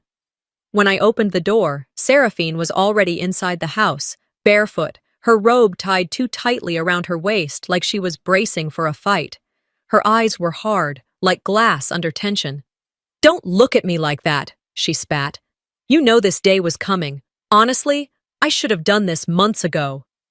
I blinked, trying to find the words. "What? What are you talking about?" She crossed her arms. "You freeloaded long enough. I'm not your damn safety net. You're 38, Abigail, not 16. You've got no job, no rent, no contribution, just drama." "I took care of Dad when he was sick," I said quietly. She rolled her eyes. "You call microwaving soup and changing his pillbox care? Please." The cruelty was surgical, sharp, deliberate. She wasn't just angry, she wanted to humiliate me. "I'm giving you 10 minutes to pack," she said. "I've already moved your suitcase to the front door." I looked down at my pajama pants and the oversized college hoodie that had long lost its color. "Can I at least get dressed?" She snorted. "Sure. Wear whatever you want while you're out there. I don't care." Out there. It echoed in my skull as I grabbed my phone and wallet and shoved what I could into a tote bag. The hallway felt colder than usual. Or maybe it was just me, trembling not from fear, but from the suddenness. No one deserves to be thrown out like trash, especially not by family. When I stepped into the living room, she was already waiting, arms folded, chin high like a judge passing sentence. She held out a crumpled $20 bill between two fingers. "Here, should be enough for breakfast." "Maybe a ride to wherever people like you end up." I didn't take it. So she tossed it at me. It landed on the hardwood floor, limp and wet with condensation from the iced water she was drinking. "Survive with that, loser," she muttered. The front door opened with a click. She motioned toward it. My suitcase sat there, wheels slightly uneven, one zipper half open from being yanked out too fast. I didn't even remember packing it. Maybe she had done that too. I turned once, expecting, hoping, my father would appear. His door remained closed. So I stepped outside. The porch light cast a dim yellow halo over the front yard. Everything looked too still, like the neighborhood itself was ashamed to witness this. It hadn't rained, but the air was damp. My suitcase was already damp, soaking in dew. The $20 bill had followed me outside, stuck to my tote bag like an insult that wouldn't go away. The door closed behind me, no slamming, just a quiet, final click. Like sealing a coffin. I stood on the sidewalk, barefoot, heart full of adrenaline, hands full of nothing. I had $20 and a phone with 17% battery. I checked the time again. 4:17 a.m. No one was out. No buses. No open stores. Not even a dog barking. There was nowhere to go. Not at this hour. Not in this condition. I dragged the suitcase toward the corner, where the street lamp still flickered like it couldn't decide whether to give me light or not. I sat down on the curb. I didn't cry. I didn't scream. I just stared at the house that once felt like shelter, and now looked like a prison I'd just been exiled from. I pulled my phone out, intending to call someone, anyone, but there was no one left to call. Then I opened my photo gallery. I don't know why. Maybe I was looking for proof that I existed, that I mattered. And there it was. The picture. The lottery ticket. Taken 2 days ago at the corner gas station, the one I always went to after running errands for Seraphine and Dad. I'd snapped the photo to keep track, like I did every week. Habit, not hope. But this ticket was different. I zoomed in. The barcode, the purchase timestamp, the store location, and the name. My name, printed clearly on the digital receipt. The ticket was mine. That $5.3 million win. Seraphine paraded around like it had fallen into her lap. I bought it, I played it, I photographed it, she stole it, and then she threw me out like garbage. Something shifted inside me, not rage, not sadness, something colder, clearer. I picked up the $20 from the sidewalk, folded it slowly, and tucked it into my hoodie pocket. This wasn't just cruel, it was calculated, and I wasn't going to disappear quietly. By the time the sun crept over the tops of the pecan trees lining Oak Haven Drive, my legs ached and the soles of my feet felt like they'd been sandpapered raw from walking the uneven sidewalks. I'd spent the better part of 2 hours circling my own childhood neighborhood, avoiding busier roads, praying no one I knew would see me like this. Shoes in one hand, suitcase trailing behind like a broken promise. The $20 Seraphine had thrown at me was still crumpled in my hoodie pocket. I could have used it to call a cab, but I didn't want to spend it. Not out of pride, just defiance. That money wasn't kindness. It was an insult dressed up in currency. I found a bench at the edge of the small park near the old church. I hadn't been there in years. When we were kids, Seraphine and I used to come here with our dad on Sundays, running barefoot across the grass, giggling until our lungs burned. That was before we became this. I sat down and stared at the swings creaking in the breeze. The silence pressed in, thick and unforgiving. I hadn't slept, hadn't eaten, hadn't spoken to a single soul since being tossed out like trash. Every part of me felt hollow, except for one stubborn little ember sitting in the center of my chest. That ember had a name, Truth. I leaned back against the cold bench slats and let my thoughts drift. Not forward, but backward. That's the thing about being discarded. You don't think about tomorrow. You relive the reasons why you weren't worth keeping. 2 years ago, after Dad had his second fall, I came back home. Seraphine told me, "You can stay, but make it temporary. I'm not running a charity." Still, I came. I thought she was being harsh because she was stressed. But now I know better. It wasn't stress. It was ownership. She believed she owned this family, its image, its history, its future. She didn't even offer me a bedroom. I was told to take the laundry room, right off the kitchen, with one narrow window and a folding cot barely big enough for a child. No closet, no place to put anything that mattered. Just a washer, a dryer, and a stack of detergent pods beside my pillow. When I asked if we could at least get a small dresser, Seraphine laughed. "Abby, it's temporary. No need to play house." But days turned to weeks, and weeks into months. And somehow, temporary became my reality. That room wasn't mine. Nothing in that house was. Not the pantry, not the couch, not even the thermostat. I was a ghost that washed dishes, drove Dad to his appointments, and disappeared when the real residents had company. What really did it for me, what planted the first real seed of something uglier, was that Father's Day dinner. Just 1 month ago, Seraphine hosted it like she was throwing a gala. She printed name cards, set out fancy silverware, and even had floral arrangements brought in from that boutique florist over on Franklin. Everything was polished and curated. Except me, there were 8 place settings at the table, each with a little white card printed in gold. I remember them all. Victor, Seraphine, Uncle Jeff, Aunt Carol. Even Seraphine's accountant had a spot, Greg, but there wasn't one for me. I stood in the kitchen with a tray of hors d'oeuvres, watching as everyone took their seats. No one noticed I was missing from the table. No one asked. When I finally did sit, it was on a bar stool at the far end, near the sink. And when dessert came out, lemon meringue, Dad's favorite, there were only 8 slices. I got none. Seraphine looked at me and shrugged. "Sorry, didn't expect extras." That was the night I realized I wasn't invisible by accident. I was invisible by design. Back in the present, the park was beginning to stir. dog walkers, a jogger or two. I couldn't sit there much longer without looking suspicious or homeless. I was both. I stood, brushed the dirt off the back of my hoodie, and checked my phone. Battery at 12%. I opened the photo app one more time and stared at the picture of the lottery ticket. My fingers trembled, but not from fear. Not anymore. There it was, clear as daylight, store location, timestamp, purchase confirmation, and most importantly, my name, not Seraphine's, not Victor's, mine.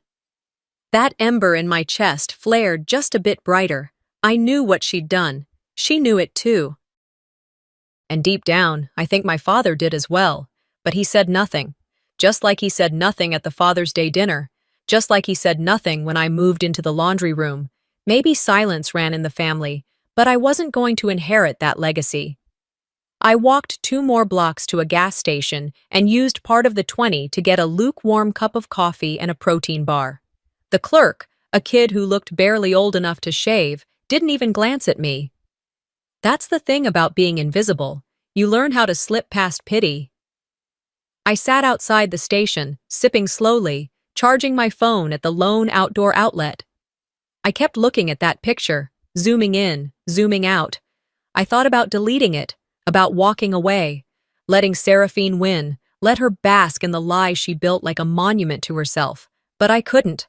Not this time. Maybe I'd never been the favorite. Maybe I didn't have a career to boast about, or a home of my own, or friends who hosted me at elaborate dinners with custom-printed cards. But I had this truth, and for the first time in a very long time, it was something Seraphine couldn't control. I wasn't family to her, but I was still a citizen, and the State Lottery Commission didn't play favorites. If I was invisible to my own blood, then I'd make damn sure I was seen where it mattered. I looked down at my phone one last time. 9% battery, enough to make one call. So I dialed the only person I knew wouldn't ask questions, Cassian. We hadn't spoken in nearly a year, but he picked up on the second ring. Abigail? His voice was scratchy, like he hadn't had his morning coffee yet. Everything all right? I swallowed my pride. Not really, but I need a favor, a ride, and maybe a witness. There was a pause. Then, where are you? I told him, I'll be there in 15. And just like that, the ghost at the family table stood up. Cassian pulled up in his old Chevy just as the morning light started softening the hard edges of the gas station parking lot. He didn't ask why I looked like I'd just crawled through a hurricane. He didn't need to. He popped the trunk and motioned silently. I slid my suitcase in, climbed into the passenger seat, and buckled up without a word. The car smelled like coffee and citrus air freshener. He kept his eyes on the road as we pulled away. Didn't expect to hear from you again, he said after a few minutes. But I'm glad you called. I nodded. I didn't know who else to trust. We didn't talk much during the drive. Cass had always been a man of few words, the kind who believed silence did more than filler conversation ever could. That's why I knew he wouldn't push me for the full story. And maybe that's what I needed, space and a place to think. He took me to a trailer on the edge of town. His aunt had passed away last year, and the unit had sat empty since. It was nothing fancy, just a basic single-wide with creaky floorboards and a water heater that made more noise than it should, but it had a working shower and 4 walls that weren't judging me. That was more than I had yesterday. Electric's still on, Cass said as he handed me the spare key. Fridge might need a clean. If you need anything, I'm 5 minutes away. Thank you, I said. And I meant it in a way that couldn't be overstated. After he left, I stood in the center of the living room for a while. The couch sagged. The curtains were mismatched, but it was mine, at least for now. I set my suitcase down and pulled out the essentials: clothes, toothbrush, phone charger. At the bottom, tucked between an old sweatshirt and a pair of flip-flops, was my memory box, small, dented, covered in stickers from a decade ago. I hadn't opened it in a long time.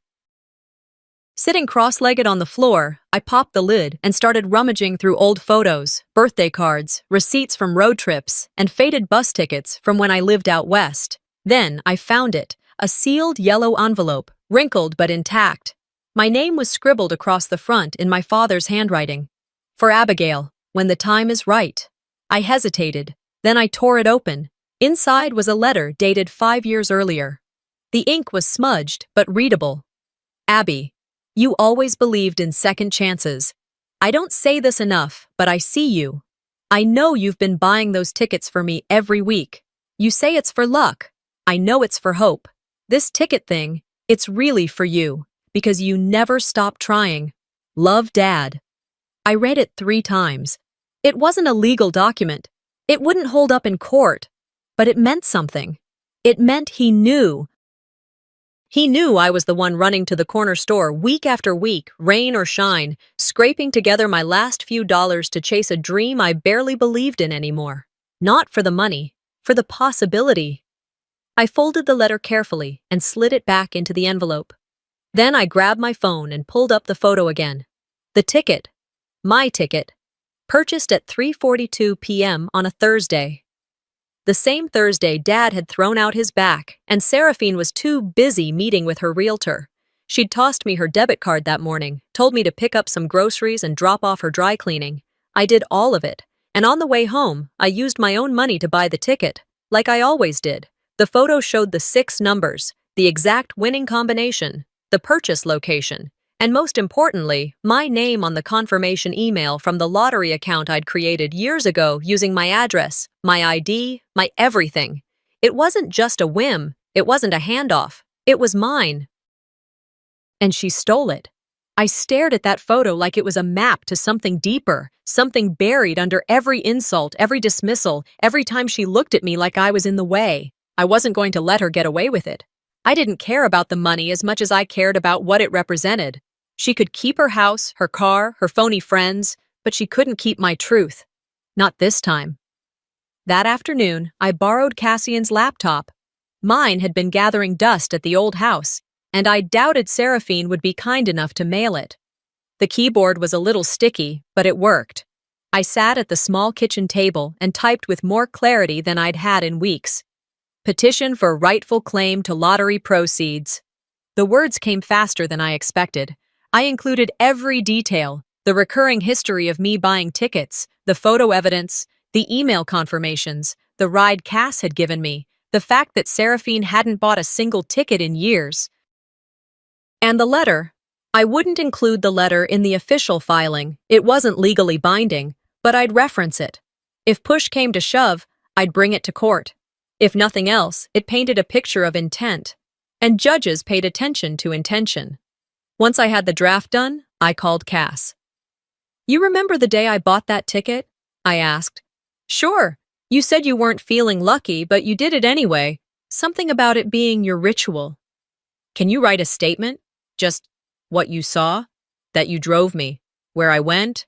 What I said? That sort of thing?" He didn't hesitate. "Yeah, no problem." I let out a breath I didn't realize I'd been holding. "Cass, I might need you to be a witness." A pause. Then, "Whatever you need." By sunset, the draft was complete. I had the documents saved, the screenshots backed up, the ticket photo stored in 3 separate places. I wasn't going to let this get swept under the rug. This wasn't about begging my sister for kindness. It wasn't about family anymore. This was about right and wrong. The sun dipped low behind the trees as I stood outside the trailer and looked up at the sky.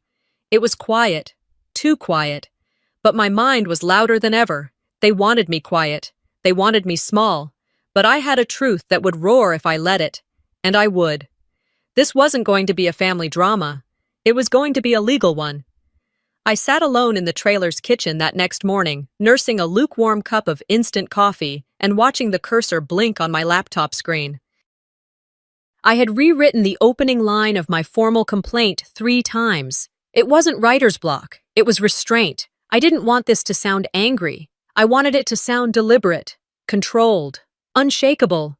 Before I could finalize anything, a familiar ping hit my phone. It was a Facebook notification. I hadn't expected to see Seraphine's name pop up in my feed. I assumed I'd already been blocked, or maybe she hadn't thought I was worth the trouble yet. But there it was, a post from her account, shared by a mutual cousin. "So proud to finally give Dad the life he deserves," it read. "Some of us were born to carry the weight.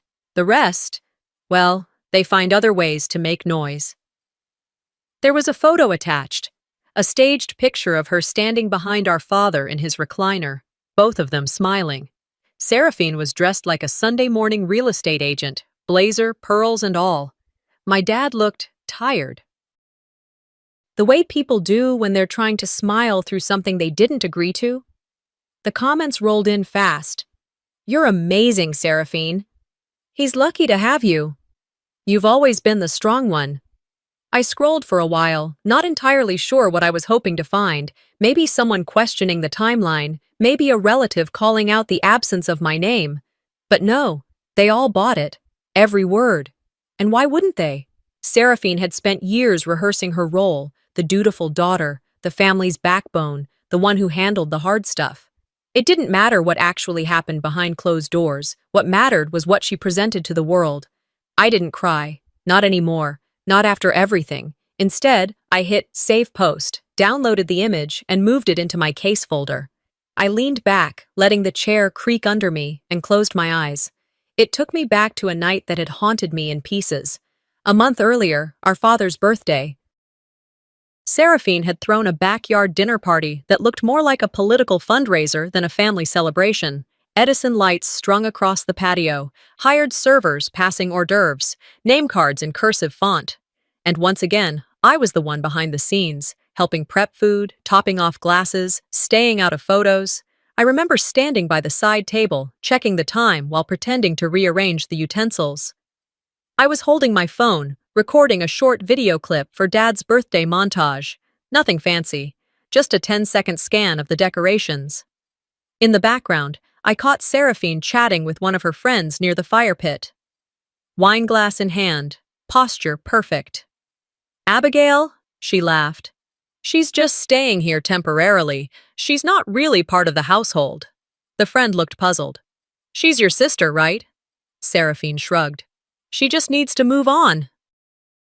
"This house, it's not hers." At the time, I remember freezing, not because of what she said, but because of how casually she said it. Like it was a fact, not an insult. Like I was a tenant she was waiting to evict. I hadn't thought about that clip in weeks, but now it came back like a bullet to the ribs. I unlocked my phone, scrolled back through my videos, and there it was, labeled BD Montage Raw 2. I clicked play. Same lights, same angle, same words, and clear as day, her voice. Cold, confident, cutting. She's not really part of the household. I replayed it 3 times. Then I trimmed the clip, cut everything but the 12 seconds of her speaking. I saved the audio and renamed the file. Exhibit A, Erasure. My hands didn't shake, my heart didn't race. It just settled, like a weight had clicked into place. I emailed the clip to myself, then backed it up on a flash drive. 2 copies. Just in case. Then I drafted a short message. Subject: Let's talk.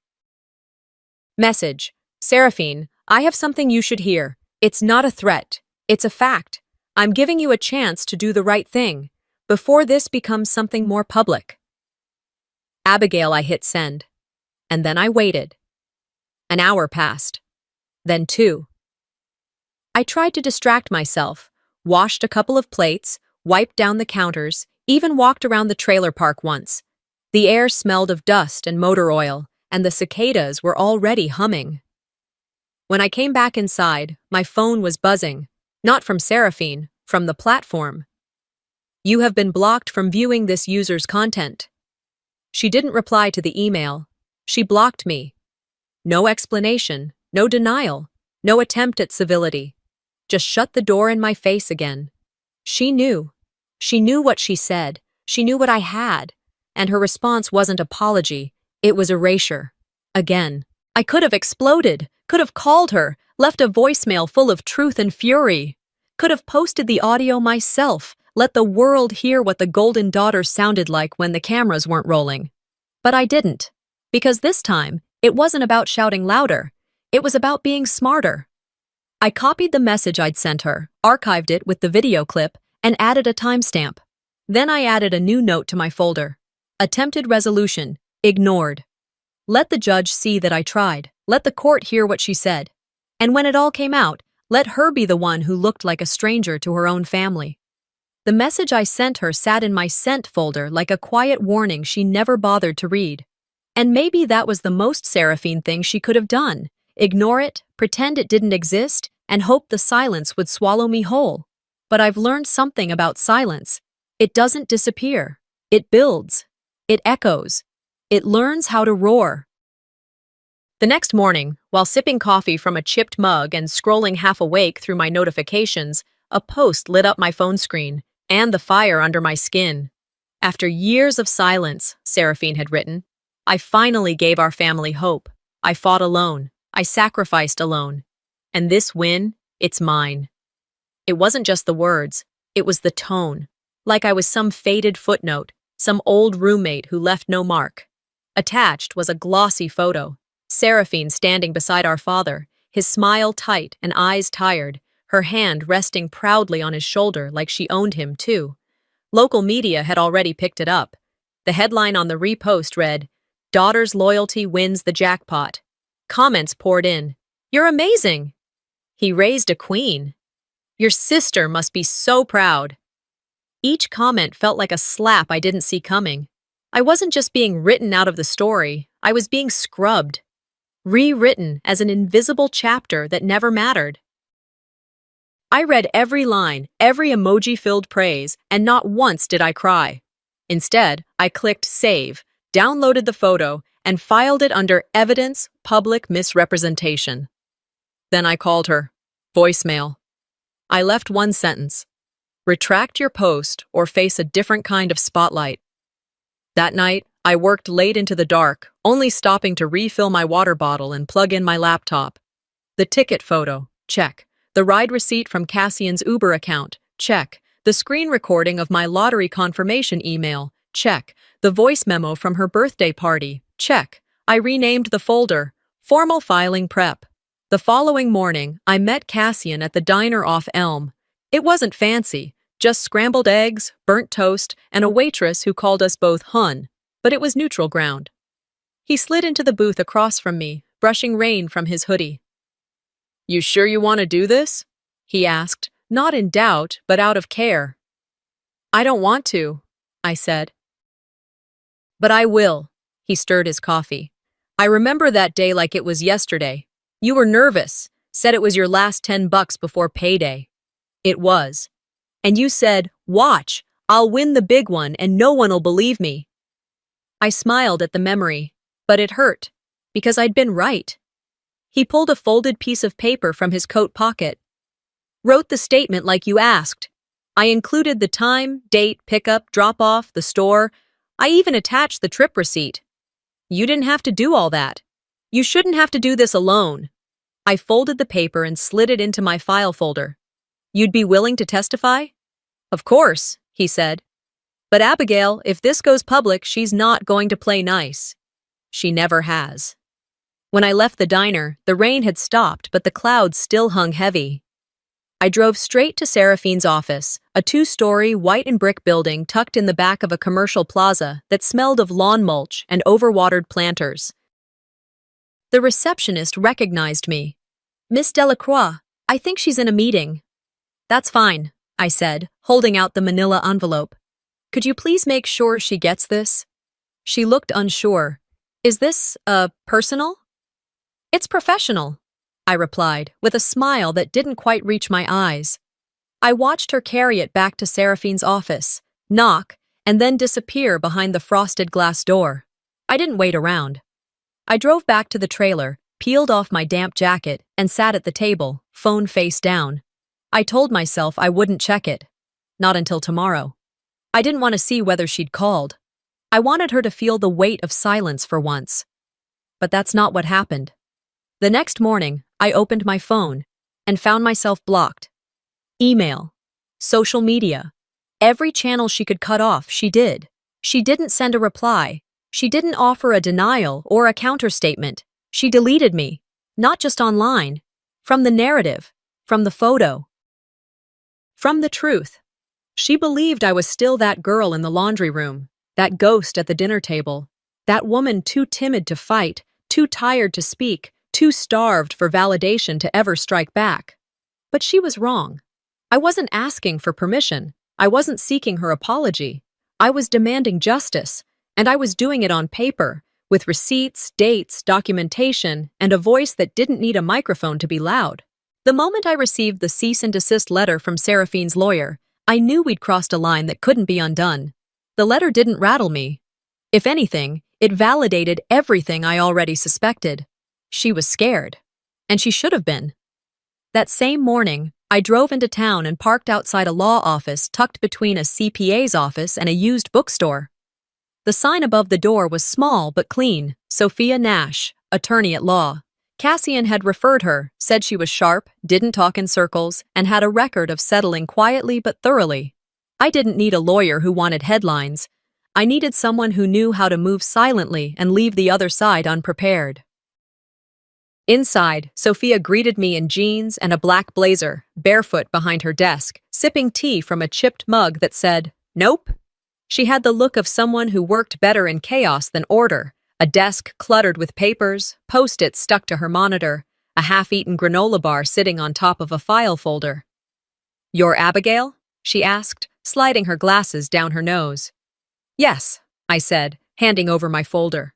She opened it, glanced through the top few documents, then leaned back. "You don't just have a case," she said. "You've got a story the press would foam at the mouth for." "That's not what I want," I said, sitting stiffly. "I want what's mine." She nodded. "Even better." We spent the next 2 hours reviewing every piece of evidence. The lottery ticket photo, time-stamped, GPS tagged, my name on the confirmation email. The bank transaction showing the $10 debit from my account. The screen recording of me logging into the state lottery portal. The ride receipt from Cassian. His written statement. The audio clip from the birthday party. By the time we were done, she was smiling like a poker player with a royal flush. "This won't be fast," she warned, "but it'll be clean. You ready for that?" "I've been ready since she threw $20 at me and called me deadweight." Sophia laughed under her breath. She messed with the wrong, quiet woman. That afternoon, I returned to the trailer to grab more of my things. The air was muggy, and a summer thunderstorm was threatening to roll in. I tossed a few essentials into a duffel and went looking for an old box I'd packed in a hurry the night Seraphine tossed me out. It was taped shut, shoved into the back of the closet, mostly filled with notebooks and old receipts. At the bottom, folded between pages of an unused planner, was a single sheet of paper, yellowed but still legible. It was my father's handwriting. "If we ever win," it began, "we split it fairly. Seraphine handles the taxes. Abigail chooses the charity." No signature, no notary, just ink on paper and a date in the upper right corner. March 12th, 3 years ago. I stared at it for a long while. It wasn't legally binding, not really, but it was real, and it mattered. Even if only to me. I added it to the folder. By the end of the week, Sophia had prepared the petition. I stood beside her at the courthouse as we filed it, my hands steady, my heart somewhere between panic and resolve. The clerk barely looked up as she took the documents. To her, it was just another day, another dispute. But to me, it was the start of something irreversible. That night, I sat on the porch of the trailer, watching the rain streak down the metal siding, and drafted one last message to Seraphine. Subject, final word. Message, you had your moment. You chose headlines and likes and lies. I gave you every chance to speak truth. Now I'll speak mine. In court. Abigail. The next morning, the reply came, not from her, from her lawyer.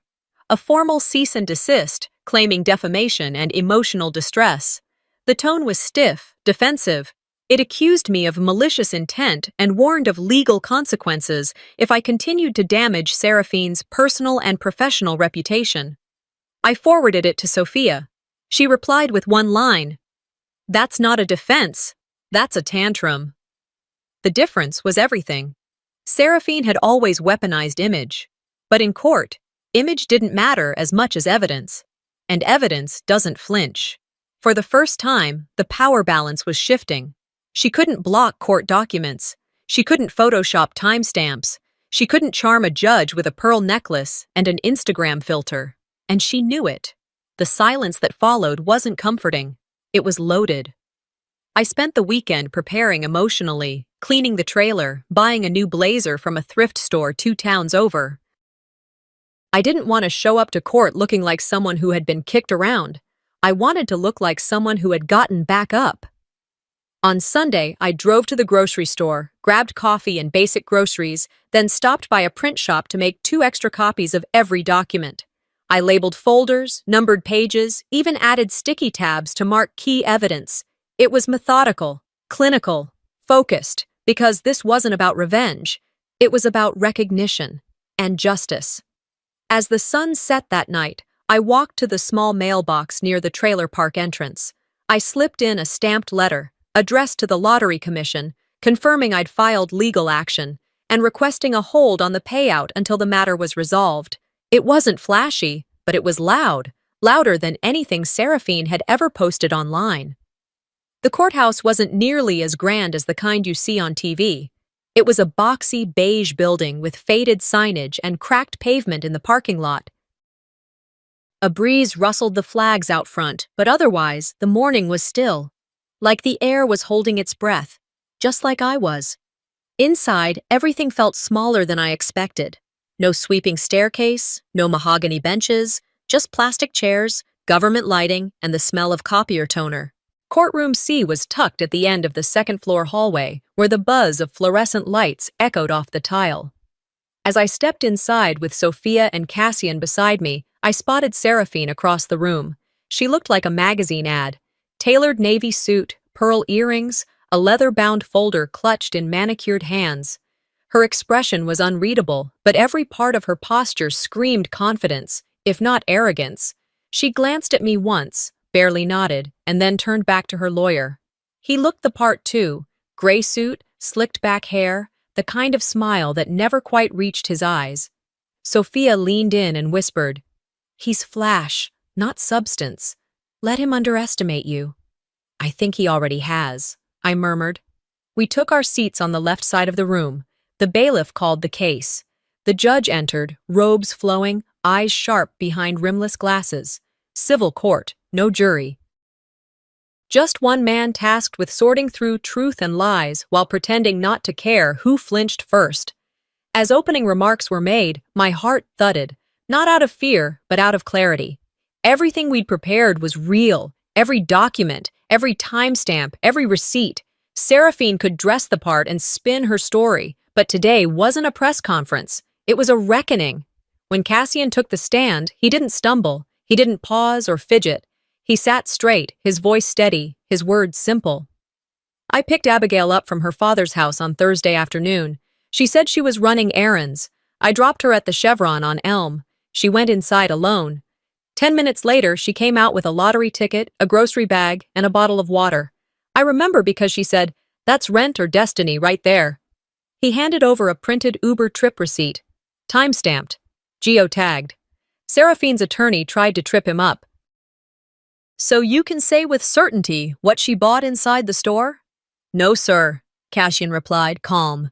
"But I saw the ticket in her hand when she came out. She showed it to me. She joked that she'd be rich by the weekend." The lawyer scoffed. "People say things all the time." Cassian didn't blink. "Some people follow through." When he stepped down, Sophia gave him a small nod. I smiled at him through a tight throat. His presence didn't just support my case, it reminded me I wasn't alone anymore. Then came the letter. Sophia stood, calm and composed. "Your Honor," she began, "we'd like to enter into evidence a handwritten note recovered from the plaintiff's personal belongings, authored by Mr. Victor Delacroix, father of both parties." She held up a sealed envelope, its edges worn. "It is addressed, in his handwriting, to the one who never asked for anything." The judge nodded. "Proceed." Sophia passed the envelope to the bailiff, who brought it to the bench. The judge opened it slowly, reading silently for what felt like an eternity. Then his eyes lifted. "I will read this aloud for the record," he said. He cleared his throat. "If anything ever happens with the lottery, remember, Abigail made it happen. Not Seraphine, not me, Abigail." Gasps rippled through the small courtroom. Even the bailiff raised his eyebrows. Seraphine went pale. She whispered something to her attorney, who quickly scribbled notes and passed them back. Her hands, always so poised, now fidgeted with the edges of her folder. The judge folded the letter, placed it gently on the bench, and looked toward Seraphine. "Does the defense contest the authenticity of this document?" Her lawyer hesitated. "We'd like time to verify its origin." "It's dated 3 years ago," Sophia interjected. "Your client has had ample access to the father's records." The judge raised a hand. "We'll proceed for now." We broke for lunch. Outside the courtroom, as I leaned near the hallway window, watching clouds roll across the sky, I heard her voice before I saw her. "She's not family. She's a parasite." I turned. Seraphine was standing near the water fountain, her face twisted in something that looked less like rage and more like panic. "She leeched off my life for years, and now she wants to steal what I built." A clerk passing by stopped in their tracks. "She's unstable," Seraphine snapped again, louder. "Always has been. Ask anyone." Sophia appeared beside me, gently touched my elbow. "Let's step back." The clerk returned minutes later and walked directly into the courtroom. Within 10 minutes, the judge had returned and called both attorneys forward. He didn't raise his voice. He didn't need to. "I've just been informed of inappropriate hallway behavior. This court will not tolerate outbursts, slander, or personal attacks. Any further misconduct will reflect directly in my ruling." Seraphine sat stiff, her jaw clenched, her mask was slipping, and everyone in the room saw it. The courtroom felt colder than it had all week. Maybe it was the air conditioning, maybe it was the tension, or maybe it was just the way time seemed to stretch thin across every inch of the room. Whatever it was, it pressed on my chest like weightless stone. I sat with my palms flat on my lap, not ringing, not clenched, just steady. Sophia glanced at me once before we stood, and I gave her the smallest nod. The judge returned to the bench, file in hand, glasses perched low. His expression gave nothing away, but the silence in the courtroom said enough. We all knew this was the end, or at least the beginning of it. "In the matter of Abigail Delacroix versus Seraphine Greer," he began, "regarding rightful ownership and distribution of the state lottery winnings." The next few minutes came out like a measured drumbeat. The court ruled that the ticket belonged to me. My name, my purchase, my documentation, all legally valid, all unshakable. The room didn't erupt. This wasn't TV. There were no gasps, no dramatic stormouts, just the slow release of breath, like everyone was realizing they'd been holding on too tight. Seraphine didn't move. She stared forward, eyes locked on the wood grain of the bench in front of her. Her lawyer leaned over and whispered something, but she didn't react. She just sat there, shellacked in silence. The judge continued. Seraphine was ordered to return any unspent funds. All assets acquired with winnings were to be frozen until documentation of purchase could be verified. Court costs, on her, but no damages were awarded. No monetary penalty for defamation. The judge said the intent was emotional, not financial, and that the court was not in the business of revenge. I didn't need revenge. I just needed the record set straight. As the gavel dropped, I didn't smile. I didn't cry. I just breathed. Outside, the sun was high and hot, but the air had a different weight, lighter. Still heavy with consequence, but free of the quiet desperation that had followed me for weeks. Sophia patted my shoulder. "You did well." "I just told the truth," I said. "Not everyone's willing to do that." We didn't linger outside the courthouse. There were no cameras waiting, no reporters swarming. Just a few passers-by, unaware that a family had just torn itself apart inside those walls. But that was about to change. Within 2 hours, the internet exploded. Screenshots of Seraphine's birthday rant leaked from someone in the hallway. Someone had recorded it, maybe the court clerk, maybe one of the interns, and sent it to a local blog. Within minutes, it went viral. "She's not family. She's a parasite." Headlines weren't kind. "Socialite sister loses millions in court battle." "Hidden truth behind local lottery win." Audio leaked of Greer calling sister parasite. Seraphine's business, once praised for its sleek design and charitable outreach, got slammed with 1-star reviews. Clients pulled their contracts. Sponsors backed out. Her face was no longer the image of resilience. It became a meme for hypocrisy. She tried to respond. A statement was posted on her website, polished and hollow. The situation has been emotionally challenging for everyone involved. I remain proud of the work I've done for my family and my community. It didn't matter. The court of public opinion doesn't issue appeals. I didn't gloat. I didn't dance on the ashes. That wasn't who I was. Instead, I posted one photo to my own page, a simple image of the original lottery ticket, timestamp and all, laying flat on the cheap countertop in the trailer I'd once borrowed. No caption. It didn't need one. That picture was shared over 15,000 times in the first 24 hours. People messaged me with apologies, support, even job offers. Distant relatives who hadn't spoken to me in years wrote long notes of regret. Some meant it, some didn't. I responded to none of them. Some things don't need words. When I left the courthouse that day, I didn't walk out with applause or cameras. I walked out alone, with my folder pressed tight to my chest and my own hand in mine. And that was enough. Weeks passed. I moved into a modest rental across town. Nothing fancy, just a small one-bedroom with a decent kitchen and a quiet street where the neighbors kept to themselves. I painted the walls pale green, hung a few thrift store prints, and planted herbs on the windowsill. One morning, I picked up my mail from the P.O. box I'd set up to keep things private. Among the bills and ads was a padded envelope with no return address. Inside, I found a necklace, thin gold chain, small teardrop pendant. I recognized it immediately. It was the gift I'd given Seraphine on her birthday 10 years ago. She'd never worn it, said gold wasn't her color. I'd found it once, buried in the back of her drawer, still in the box. Alongside it, a note, no signature, just 5 words. You won. I never did. I held it for a moment, read the words twice. Then I walked outside, tore the note in half, and fed it to the small fire pit on my patio.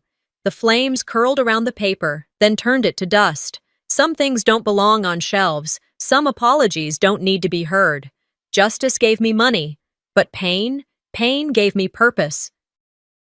6 months after the verdict, I unlocked the front door to a space that didn't just belong to me. It was me. Quiet, thoughtful, slightly uneven in its paint job, but warm, honest. The hand-painted sign above the entrance read "Second Chance" in faded teal script. Below it, stenciled smaller, were the words, "In honor of the overlooked." The name came to me one night, sometime between rebuilding my life and refusing to destroy someone else's. I didn't want my next chapter to be about revenge. I wanted it to be about rebuilding and giving others the same chance I fought for. The bookstore cafe opened on a Tuesday. No ribbon cutting, no cameras, just a pot of overbrewed coffee, a few paperbacks on folding tables, and a heart too full to speak. By week's end, we had regulars, an older couple who came in every Thursday for lemon cake and crossword puzzles, a single mom who brought her toddler for the reading nook, a teenage boy who barely made eye contact but asked if we carried books on welding. We did, and if we didn't, we ordered them. I hired 2 women from the local shelter, both mothers, both hungry to feel useful again. I paid them more than minimum wage, let them take home unsold pastries, watched their shoulders straighten every time someone called them ma'am with respect.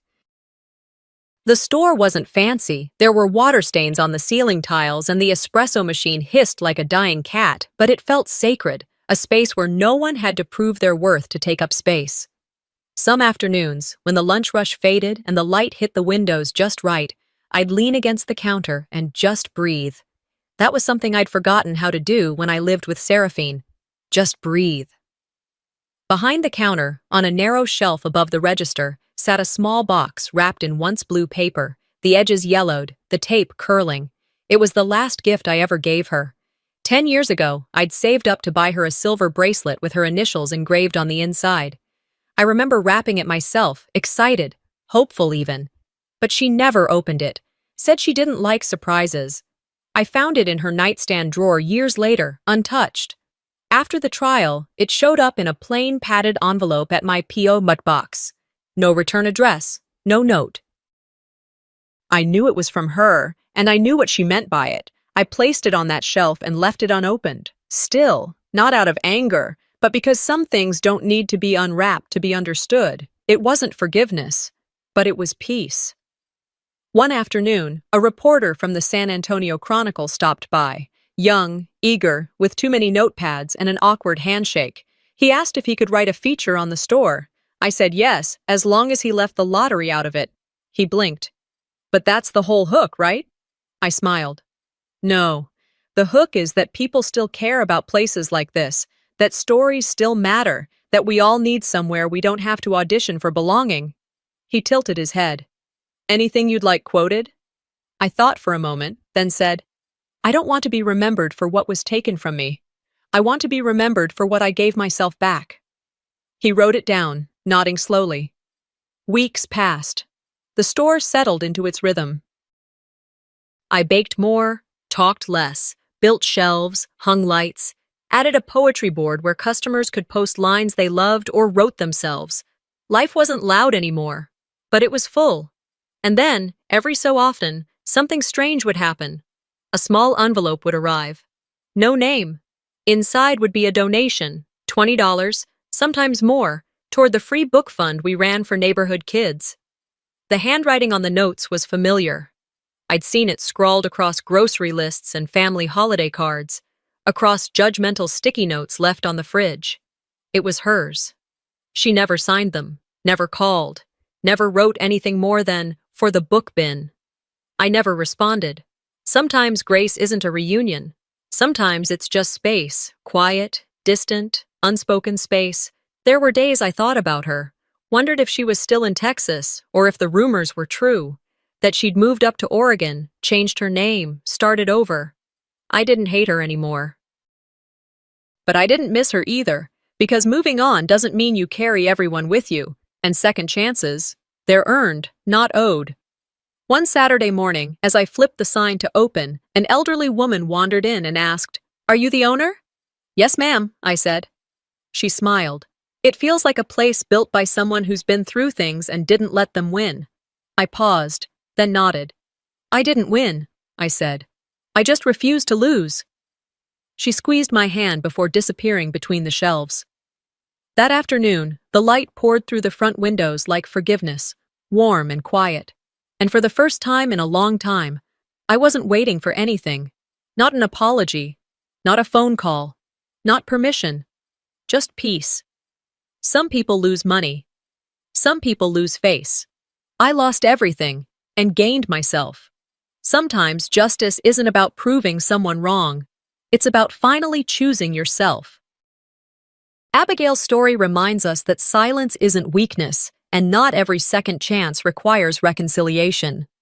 Have you ever been pushed aside by your own family and had to rebuild alone? Share your story in the comments, and don't forget to subscribe for more true, soul-stirring stories like this one.